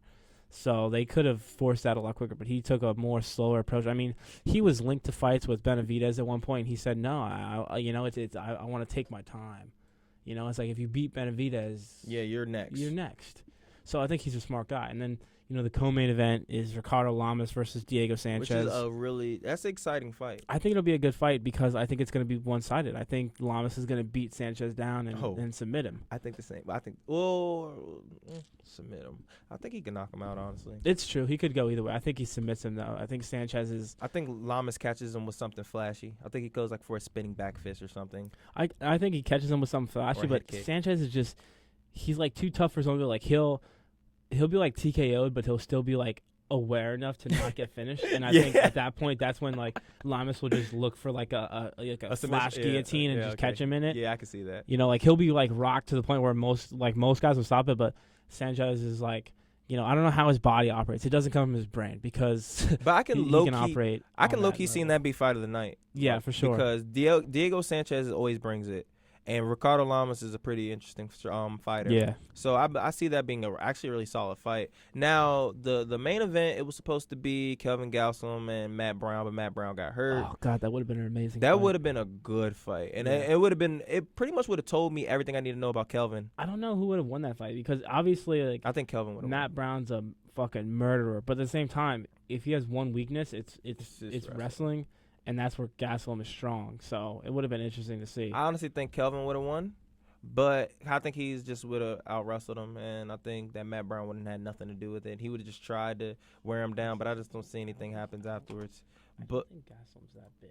Kelvin, I mean, he has such a hard time making 170. Like, yes, he's 5'9". Yeah, I was looking at Gastelum because I remember seeing him, and I remember like him having to fight at middleweight half the time because he had trouble making 7. But he's only 5'9". I think he's got. He's fat. Like he's got really like a sturge body. I would say he actually has a sturge body, but he has a hard time making 70, which is Yeah. weird because I mean, And Magny's what, 6'1" maybe? he's like he's 6'3". He's 6'3". Urgh. That's a big problem. Yeah, but we all seen Neil Magny. His wrestling defense is awful. Yeah. When you let Damian Maya take you down like 7 times, that's how you know your wrestling is absolutely awful. Damian Maya's amazing at jiu-jitsu, but his wrestling, his takedowns aren't there. His takedowns aren't that good. For this fight, I see Gastelum grinding out a decision. I think Kelvin is gonna submit him. Interesting. I think Magny's submission game needs some work still, and I think he's still rushing into these fights. He just wants to fight now. Yeah. He's not really trying to like win these fights. It seems like he's just like, oh, I want to fight, which isn't gonna help him. Which sounds like Benson Henderson, who is the next fight card. He's Benson Henderson. That card he'll take sucks. any fight, man. yeah, he will. He doesn't say he's basically like your boy Donald Cerrone. Yeah. He doesn't care who he fights, when he fights. Which I think is really good because there was a point in time, particularly right after Benson Henderson beat Gilbert Melendez, where everyone hated him. They thought he was boring, like classic point fighter. Like he was very unpopular. And then out of nowhere, he started taking like random fights really quick, and all of a sudden now he's a fan favorite now. Like a lot of people like him. He's got this kind of I just want to fight attitude now, which I think him losing the belt is what motivated him to do that. Like he's not fighting for the belt. He's fighting for the sake of being the best, but not necessarily being champion. You know what I mean? It's like a weird thing to say, but like Henderson, he doesn't care. He just wants to fight and win. He doesn't, you know what I'm saying? So he's got George Masvidal now in the main event. I think this is in South Korea. That's why the card sucks because it's a lot of Asian fighters that I've never heard of. Probably half these guys is like their first fight in the UFC. So except for Dong Young Kim. Dong Young Kim is the co-main event versus a guy who doesn't even have a hyperlink, so he'll win easily. And then Benson Henderson should beat Masvidal. Hold on, Akiyama, he's still fighting in the UFC? I didn't think he was. I guess he is now. I thought he was fighting. Hold on, there's no way that's accurate. He was fighting in a different promotion. I thought. No, his last fight was. Oh, he did win his last fight versus Amir Sadal. Even though I didn't even know Sadal fought last year. Yeah, but he fought once in 2012, then he fought once in 2014. Now he's fighting now. He must have been injured or something. I thought he got cut. I could have sworn because he lost 4 in a row. Yeah, he did lose 4 in a row. That's really weird that they got Sexyama. Sexyama's back, everyone. Sexyama's back. He actually gets introduced in the. That's not like a thing. I don't know if anyone here knows what we're talking about here, but Sanders didn't make that up. He's introduced in the octagon as Sexyama because he used to be a model. Yeah, before he tells Bruce Buffer to introduce him as Sexyama. Yeah, he's not a bad looking guy either, actually. It's just funny, but I when I first heard, I was like Sexyama. I was like, right. That's a dope name. Yeah, that's really dope. But that honestly, how I see that going, Masvidal versus Benson, and it's funny because Masvidal actually used to be a lightweight too, right? Yeah, because he's fought Cowboy. His last fight was, I think, Cowboy. So it's basically 2 former lightweights that are fighting. I think that's good. I think it'll be a high intensity fight. I think neither guy will be cut. Oh yeah, for sure. I think either guy will be cutting too much weight. It should be good. But then after this that fight card is. I'm excited. We have after that we have like a whole because isn't this like the one where we have like weeks? Like it's like 3 days in a row. Yeah, December. Yeah, 3 days in a row. Like honestly, 3 UFC events, 3 days in a row. We have to check our school schedule because we have to see like when do we have reading day and stuff. Because I might just not have any classes, or even if I did, I might just skip them. You're right. Because I admit these, and the thing is, it's like not only do they have 3 fight cards in a row, but they have 3 solid. I'm about to say 3 good cards. It starts with UFC Fight Night Namajunas versus Van Zant on Thursday, December 10th. Then it has... Which also features Jim Miller and Michael Chiesa. Yeah, then it has Faber versus... Not Faber. Edgar versus Mendez. Barboza versus Ferguson. Joe Lozon versus Evan Dunham. Like, yeah, the next day. And then followed up by the big one, the pay-per-view, the next on Saturday. So that's 3 wild days. But, I mean, look at this. Rose Namajunas versus Paige Van Zant. That wasn't originally supposed to happen, but someone got injured. It was Joanna Calderwood got injured. Yeah. And now, so that's a crazy fight. That's a really big step up for both fighters. And it's a really important fight for the 115-pound division. Possibly decide the next contender. And then you got Jim Miller versus Chiesa, which is a really Jim solid Miller fight. is a journeyman who's been around a long time. He'll never be champion. He never was even close to being champion. No, he was close. But he's a solid. No, he was close. He was close. Every time he got close, he lost. He lost. Yes, every single time he got close, he lost. Because I remember he's like a Bisping. That's a perfect example. Yeah. He's definitely a because he was one fight away, and he lost to Diaz. He got submitted by Diaz. He was one fight away. He got knocked out by Cowboy. So he's similar to Bisping in that situation, but he's still, I mean, a solid fighter. I mean, you're talking. I mean, the guy who's that one Charles Oliveira, that submission killer at 145. Yeah, he ended that. Jim Miller submitted him.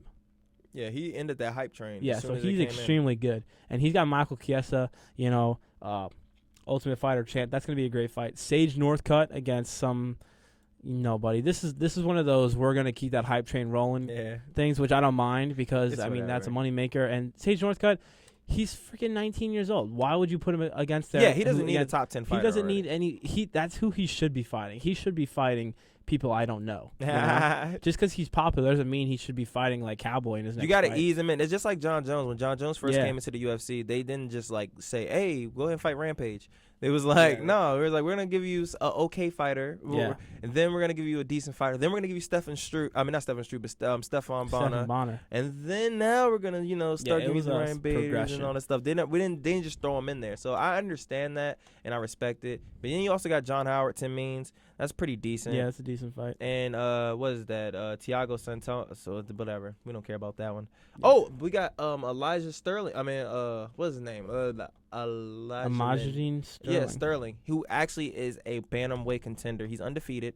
Oh, at least I think he's undefeated. He's undefeated or he just lost his first one. He's undefeated. Yes, undefeated. He's undefeated, and his last 2 fights are finishes. He's a guy that really needs to be watched out for in the bantamweight division. He's a really good wrestler. Yeah. And solid. So, we got some good fighters. Yeah, that whole fight card. You don't want to miss that fight card. Particularly the main card. That's crazy good. Especially for Fight Pass. Fight Pass cards are shitty. Like, put like this, the Japanese card needs to be a Fight Pass card. Yeah. So, they're still giving you good fights. And then, like we said before, with the Ultimate Fighter card, that whole lineup right there, even before you even get to the Ultimate Fighter's actual fights, are all solid. Like, even the Ryan LaFleur and Mike Pierce. Mike Pierce, he's a pretty solid guy. He had fights against Josh Koscheck, lost split decision. Ryan LaFleur, he was undefeated, and I think he just had his first loss, and he's solid as hell. You got Gabriel Gonzaga fighting some guy with a no hyperlink, but Gabriel Gonzaga still gets put in some decent fights. Yeah, all four fights on that official fight card: Frankie Edgar, Chad Mendez, Barboza, Ferguson, Lozon Dunham, and Pierce LaFleur are all fights. Those are solid fights right there. Solid fights. I've got Frankie Edgar over Chad Mendez. I've got Ferguson over Barboza. Joe Lozon submits Dunham, and Mike Pierce and Ryan LaFleur. I think it's going to be a split decision in a boring grind fest. I think LaFleur is going to KO him. Ooh, I think Joe Lozon is going. Joe Lozon is so good, but he hasn't looked good lately. That's the problem. Joe Lozon is so iffy with me. Like, know you're getting a good fight, but you don't know what he's going to do. It could be a good fight of him dominant, or he could be a good fight of him getting beat up. Yeah, exactly. Like, so it's like Michael Johnson picking him apart for 15 minutes. But but that's like when Michael Johnson turned the page and started becoming really good. Yeah. So I will give him that. But Joe Lozon, he's an iffy guy, man. So I'm gonna still go Joe Lozon. I'm gonna go TKO. Okay. And then Edson Barboza, Tony Ferguson. I'm going Barboza. Really? I think Barboza is gonna pick him apart. I feel like he's gonna. I think he's gonna kick him with a mean body shot, hurt him. I think going by the books, if you look from the outside looking in, I think I'd go with Barboza. But just knowing it's a fight and looking at Ferguson is on a roll right now. I think mentally he knows that he is killing it, and I think that's just gonna. I think he's just gonna get it done. I really do. I don't think there's any necessary field of the game where he's better than Barboza. I just think he's gonna put it all together that night and just beat him. I think that's just what it comes down to. I mean, hey, all different opinions, and of course I got Mendez versus Eggert. I think Mendez is more explosive than Eggert. But it's, oh my goodness, man, that is a fight, man. That is when you say they're kind of the same guy, but they're kind of not at the same time, because like you said, you want to go power, it goes to Mendez. Mendez has more of a knockout power. Who has more suspect chin? You got to go with Eggert. But they've both been knocked out before. So then you got to go into wrestling. That's a wash. Even though Yeah. Mendez is the better wrestler on paper, that won't really, in my opinion, it won't be a factor. I feel like neither one will be able to take each other down.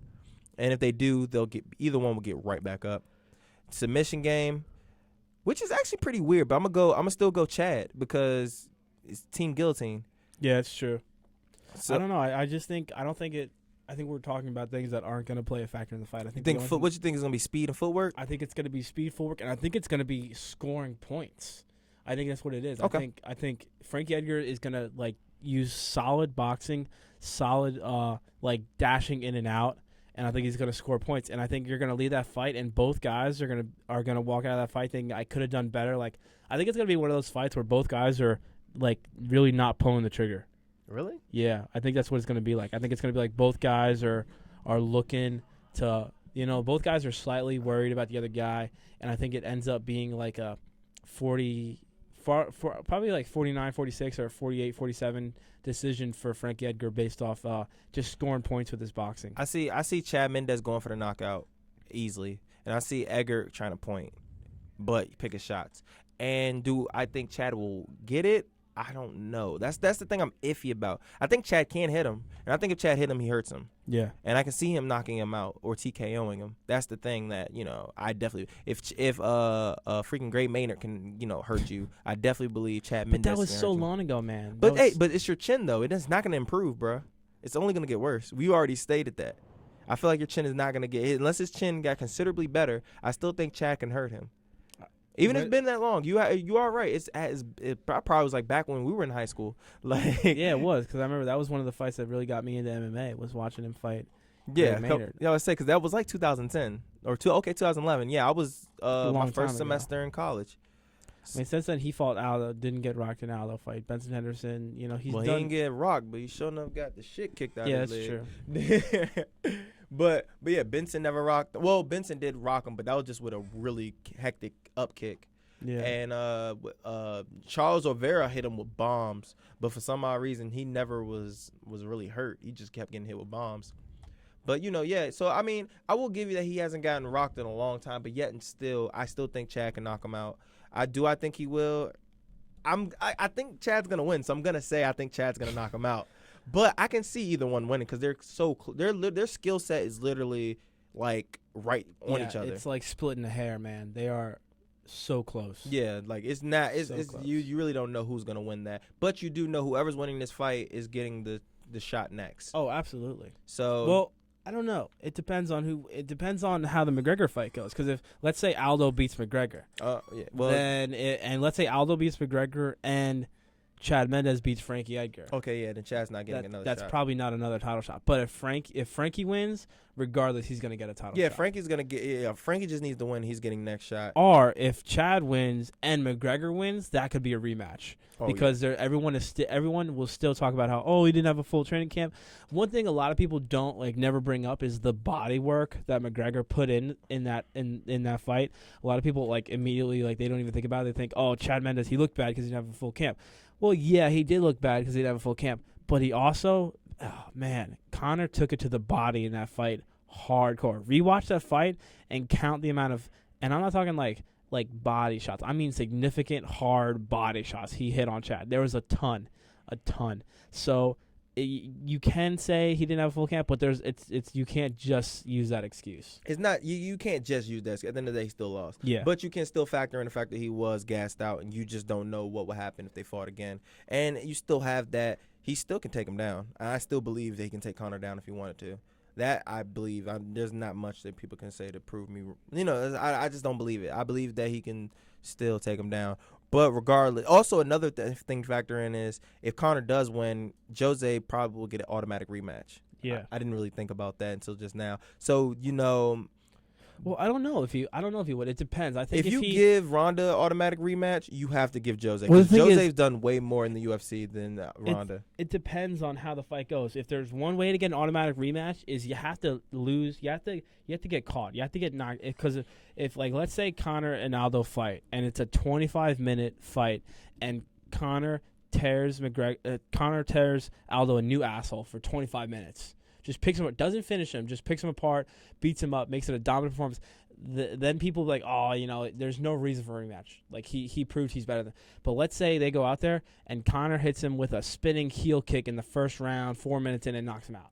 Then people are like, oh, we don't, that was a lucky, what I'm saying? Like the excuses people make. So what I'm saying is like the way the fight ends is gonna change the way people think about automatic rematches. Like when but then again, that's like how I feel. I feel like nobody should get an automatic rematch unless it was a close match, and or like you said, you were like a legend or something like that, and you pretty much earned it. Jose has really been to that level where he has earned it either way, because he's been dominant. He's been the pound for pound fighter, and he has been at least top 3, even when Anderson Silva and John Jones was there. He's always been that third. It was always Anderson Silva, John Jones, Jose. Like TJ Dillashaw's like top 3 or 4 now, pound for pound. Really? Yeah, I don't know why. He's above Weidman. Weidman's like 4th. That's ridiculous. Weidman should be, in my opinion, I think Weidman is probably my number 2 or 3. I think that it depends if you put John Jones in there or not. If you put John Jones in there, he's probably like my 3. But as in like right now with Jones out, it's definitely I put Jose, then I put Weidman, probably DJ. And yeah, I think DJ is so underrated, man. Yeah, you gotta put DJ has no flaws. Like, yeah, I think DJ. I think if you take all the size advantage out and you had like a championship versus championship like tournament bracket, I think DJ's in the finals guaranteed. Yeah, I mean, I think it really depends on the matchups. I think if we're looking at like champions, I don't think TJ Dillashaw makes it even to the semis. No, I don't either. I don't see. No, I definitely don't. I don't think Robbie Lawler makes it either. Robbie Lawler, I think, lose first round. Yeah, Robbie Lawler will lose first round, and TJ Dillashaw will lose first round. I think the most dominant champions right now are TJ. I think Weidman is good, but he's not. He's proven to be dominant, but he doesn't have that established that title run. Yeah, exactly. Legacy that DJ has or that John Jones had. So I don't think he's up there, or that Jose Aldo has. So I think like top 3 is Aldo, Jones, and DJ. Yeah, I agree, and that's who I think. Those are my top 3. And I don't even know is DJ fighting again soon. Does he even have an opponent? Who's he gonna fight? He needs to move up. He has nobody to fight. If you're talking like people in the UFC who have like a really good chance at being like a 2-time divisional champ, I think DJ's got to be in the top 5. I don't think he is, because I mean we've already seen what happened. I saw it live when he fought. That's a long time ago, Cruz. Man. People change. He got his people ass improve. whooped. People improve. Got his ass whooped. I don't think it's possible for Cruz to have gotten any better. I think if anything, he's going to be the same or worse. But I mean, we've seen that he's gotten better. He has finishing power now. He's been finishing people. He finished. Hey, look, I don't care what you say. If Cruz would have fought Mazagaki right after he fought DJ, I don't think he would have finished him. Maybe. I don't know, man. Like, I think that he has gotten better. I feel like this time off has like improved him mentally. And, physically, of course, it's not going to help because he's been tearing everything. Like, he's torn his groin, he's tore his both knees. Both ACLs, one of them twice, I think. Yeah, one of them twice. What is this guy? I wonder, somebody needs to get a fucking camera and follow this fucker around all day. Because, he definitely, he trains and then he definitely goes, and does, some BMX or something. He's doing some crazy shit. Because let me tell you something. I train hardcore every day, usually 2 times a day. I train every day, usually 2 times a day. And I never get hurt. This guy gets hurt every other day. What is he doing? What is he doing? Think about it. Somebody got to follow his ass every day. Think about what is this guy doing? I remember the first time he tore his ACL, somebody ran into his knee.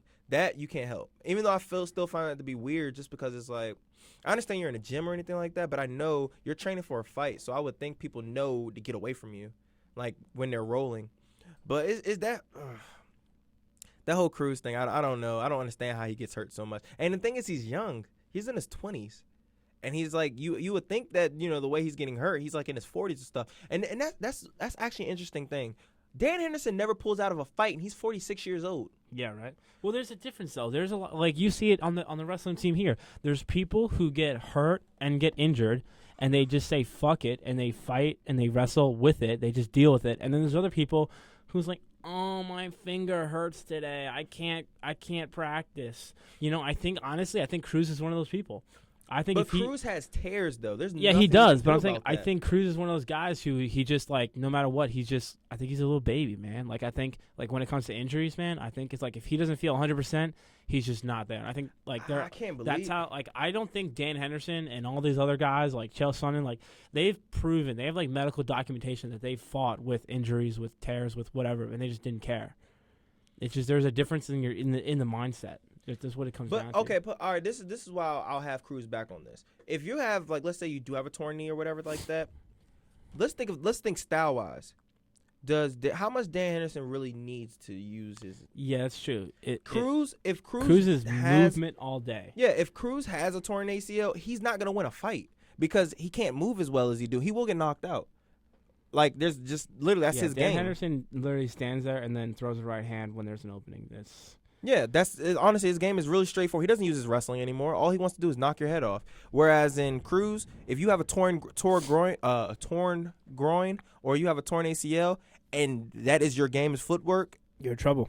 you're not gonna win him. I'm not gonna fight. Honestly, you could be that tough asshole and sit there and say, "Yeah, I'm tough. I'm gonna tough it out," and lose because of that. Or you could be like Cruz and say, "No, I'm gonna lose because this is what my game is." Like if I don't have my footwork, once Cruz's footwork goes downhill, he will not be a championship fighter. Yeah.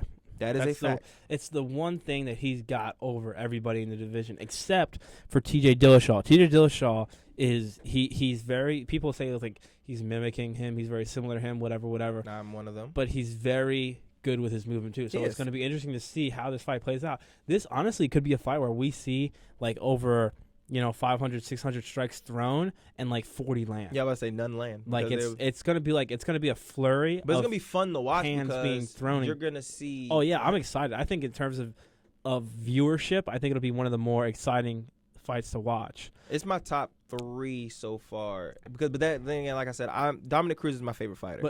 But I think like T.J. Dillashaw, he's fun to watch for even like casual fans because like my father. He hates fighting. He thinks it's stupid. He never liked boxing. He hates fighting. He hates wrestling, I watched... Your dad? Yeah, my dad. He's a very, like, old school New Yorker kind of guy. You know what I'm saying? He works on, like, the sludge boats and everything like that. Very old school. And he doesn't really like watching sports. Hates pretty much all sports. But I watched T.J. Dillashaw's last fight. And my dad, after that fight, said he liked T.J. Dillashaw. And my dad doesn't even like fighting, but he liked T.J. because he's just an exciting guy to watch. No, he's fun. Watching, but I don't know if that's more so watching him fight or just watching him fight Barao. True. Because Barao just looked like a punching bag. Who didn't want to see that? I think, funny about that? My mother actually saw that fight too because it was on Fox. I remember it was free. I was chilling with my mother and she saw it. And she was like, "Oh my God, he's beating the hell out of him." Yeah. I was just like, yeah. She's like, "I love this shit. What's this?"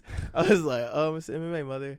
So now my mom, my mom went out to the Odyssey fights and stuff like that. She was like in the VIP and stuff, and she had such a good time. She was like, "Josh, I love this sport. Like, this is so fun."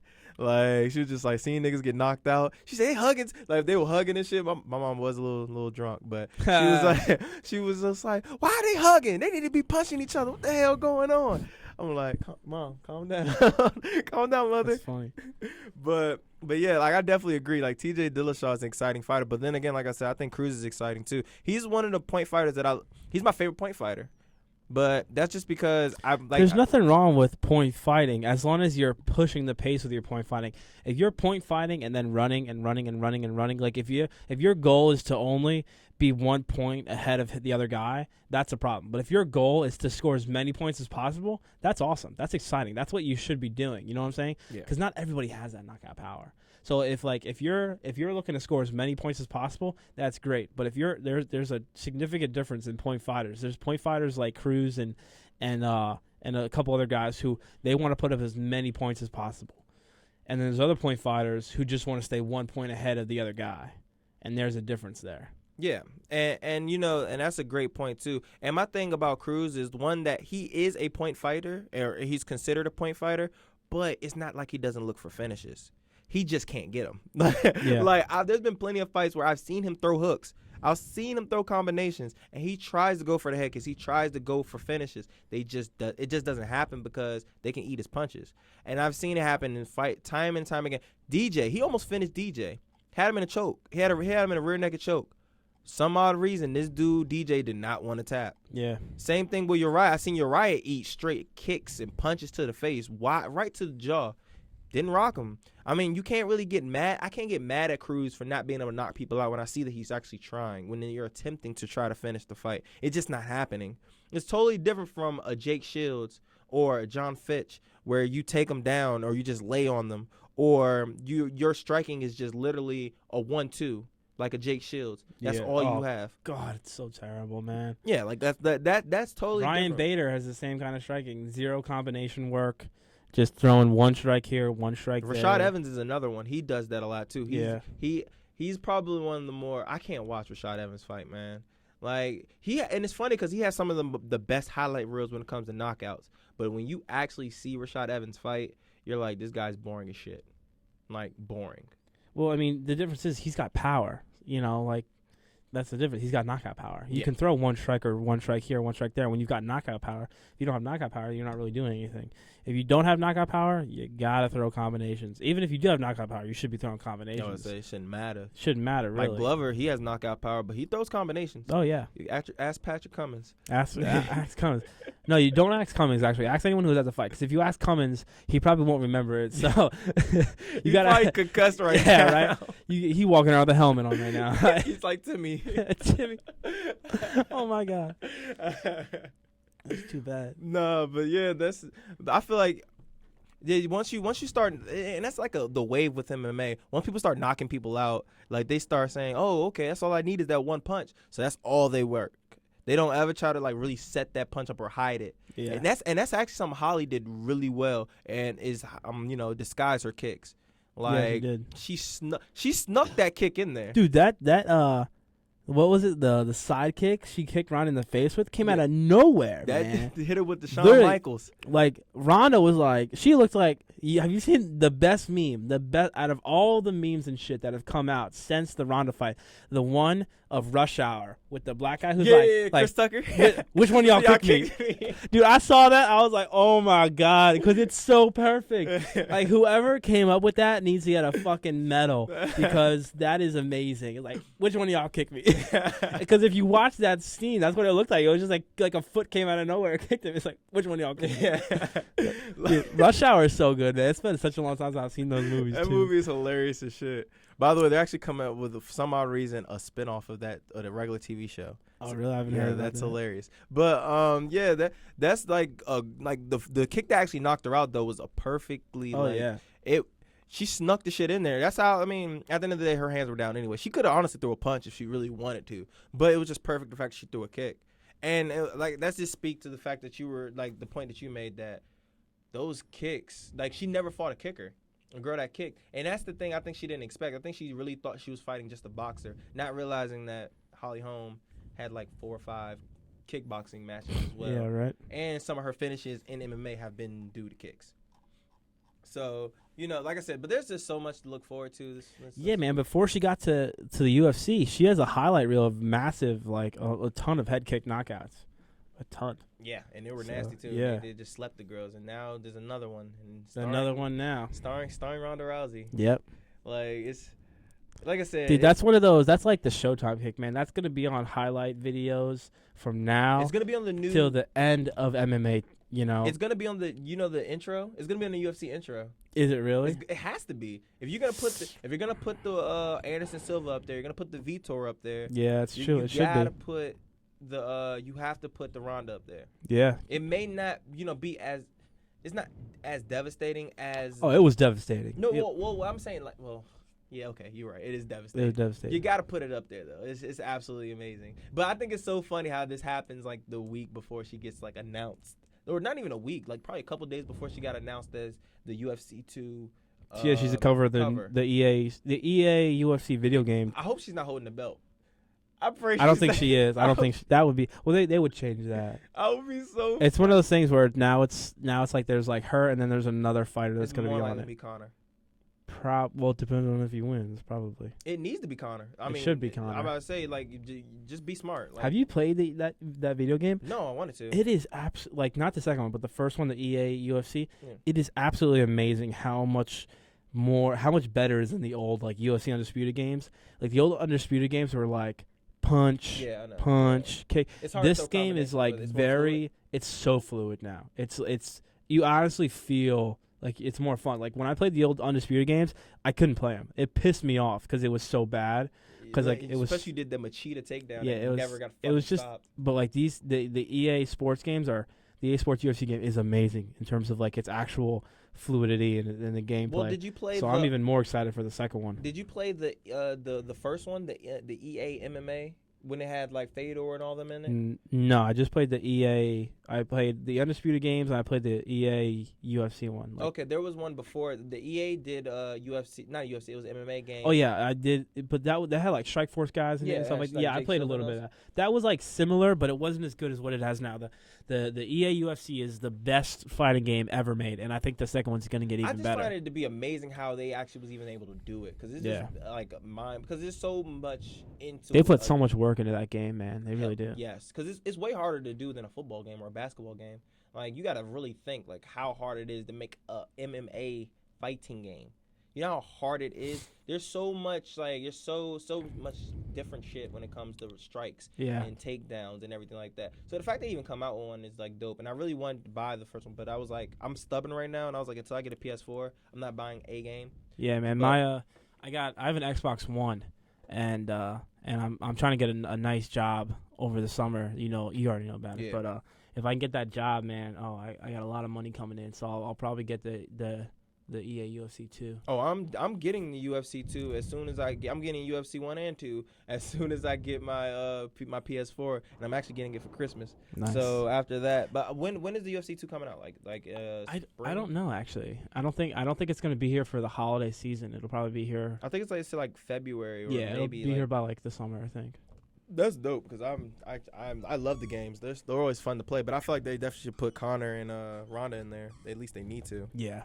But anything else you wanted to say before we get Zoe? Nah, man, this has been a good podcast. A very exciting podcast. It's been a while since we had this kind of. It's been a while since we had this kind of crazy news in the MMA community. Nonetheless, for one of our podcasts, you're not. This is by far the craziest news we've gotten since we've done this podcast. Because at the end of the day, like it's the fight, and it's one of the fights that we didn't expect to go the way that everybody in the world really expected, except for Holly Holm and her team. Yeah, like you see the happiness that was all in the. They were so happy for her. Like, how could you not be, man? How could you not be? Same.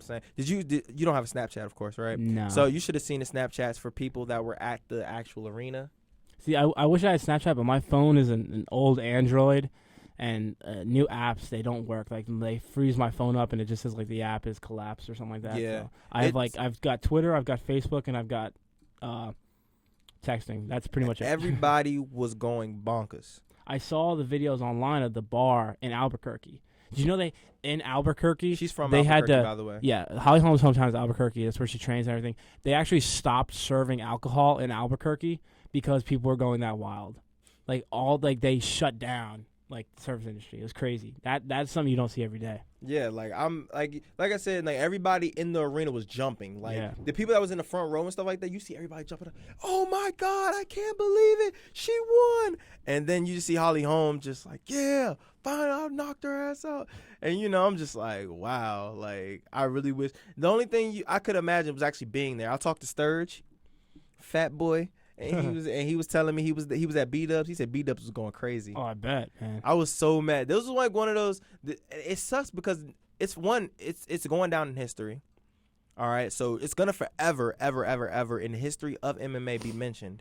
And I get to tell people, yeah, I didn't see it. I was on the bus with my team. But we were getting like live Twitter updates and stuff. Yeah. So it's not like 5 hours later we found out. Yeah, we found out. We found out as it was happening. My phone literally cut out of service as soon as she got knocked out. My teammate, who's also named Josh, his name is we call him TJ, Tall Josh. He was just like, oh, I think she got knocked out. Yeah, when he first said, oh, Holly Holm just won by knockout, I was like, what? Yeah. I was in the middle of the bus. They were in the back of the bus. I turned around and I was like, say that shit again. Like what? When he said that, I was just like. And then he said, I was like, I gotta hear a confirmation. Like I didn't believe him. Literally, he told me it happened, and he told me the news source he got it from, and I didn't believe him. I thought it was like a fake. Yeah, me too. that is how much confidence you had in Ronda Rousey. You know? It was, Yeah, like, crazy. I knew that she lost the first round because I was looking through my Twitter feed and everybody said she was losing. But as soon as she got knocked out, for some reason my phone went out of service and I had to wait. And then he said, and I was like, all right, hurry up, phone, because I need to like I need to like confirm this shit. Then my teammate texts me, Jonah, who wasn't there. He wasn't at the tournament with us. He was at a bar or something like that watching the fight, and he was like, dude, Ronda just got knocked the fuck out. I was like, what? Oh, it happened. It happened. And then everybody on the bus was going crazy, and Frenzy's girl was mad. But everybody else was happy, and everybody else was like, oh, my gosh, we got to see it. I go on my Twitter, and then I like look up, because you're going to see the knockout on Twitter literally in 2.5 seconds. As soon as you get knocked out, somebody recorded on their shitty phone, and you're going to see it on their on the Twitter feed. So I saw it. I showed everybody on the team. It was a clean-cut knockout. Then I saw the fight at home. I literally waited until it was online at the house, and I saw the whole fight. Because I just wanted to see how dominant she was, and it was dominant. And you know what's crazy? Like before we go, what's crazy about like these like upsets though? They're all dominant upsets. Yeah. It's not really the close ones. It's the power of belief, man. I think that's what it all comes down to. I think there's like a lot of different factors you could say that play a role. I think it all comes down to like that person believed beyond a shadow of a doubt. This person was 100% sure that they could do it, and they went out and did it. That's what it comes down to. You really have, and that's the truth, because you look at the Anderson Silva versus Weidman, you look at the T.J. Dillashaw versus the Barao, the Holly Holm versus Ronda Rousey. Like, those are 3 fights right there where these guys were significant underdogs, and they dominated every second of those fights.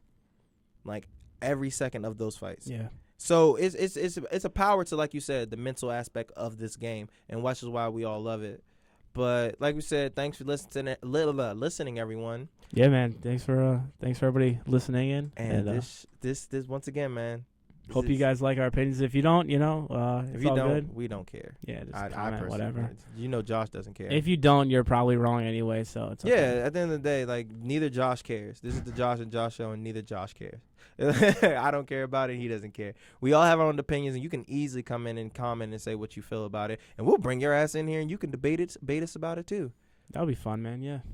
Exactly. So like we said, thank everybody for listening. Y'all stay with us. We definitely gonna be back in probably 2 weeks because we got a Thanksgiving break. Yep. You going out to Missouri? I'm going to Missouri, and then I'm coming right back and going back to New York. Oh, well, good luck with that. And yeah. So you're gonna be in the big dog tournament. Yeah. Don't remind me. Well, speaking of that, we're gonna go on that now. All right. Thanks for listening. All right. Thanks for listening, y'all. See ya.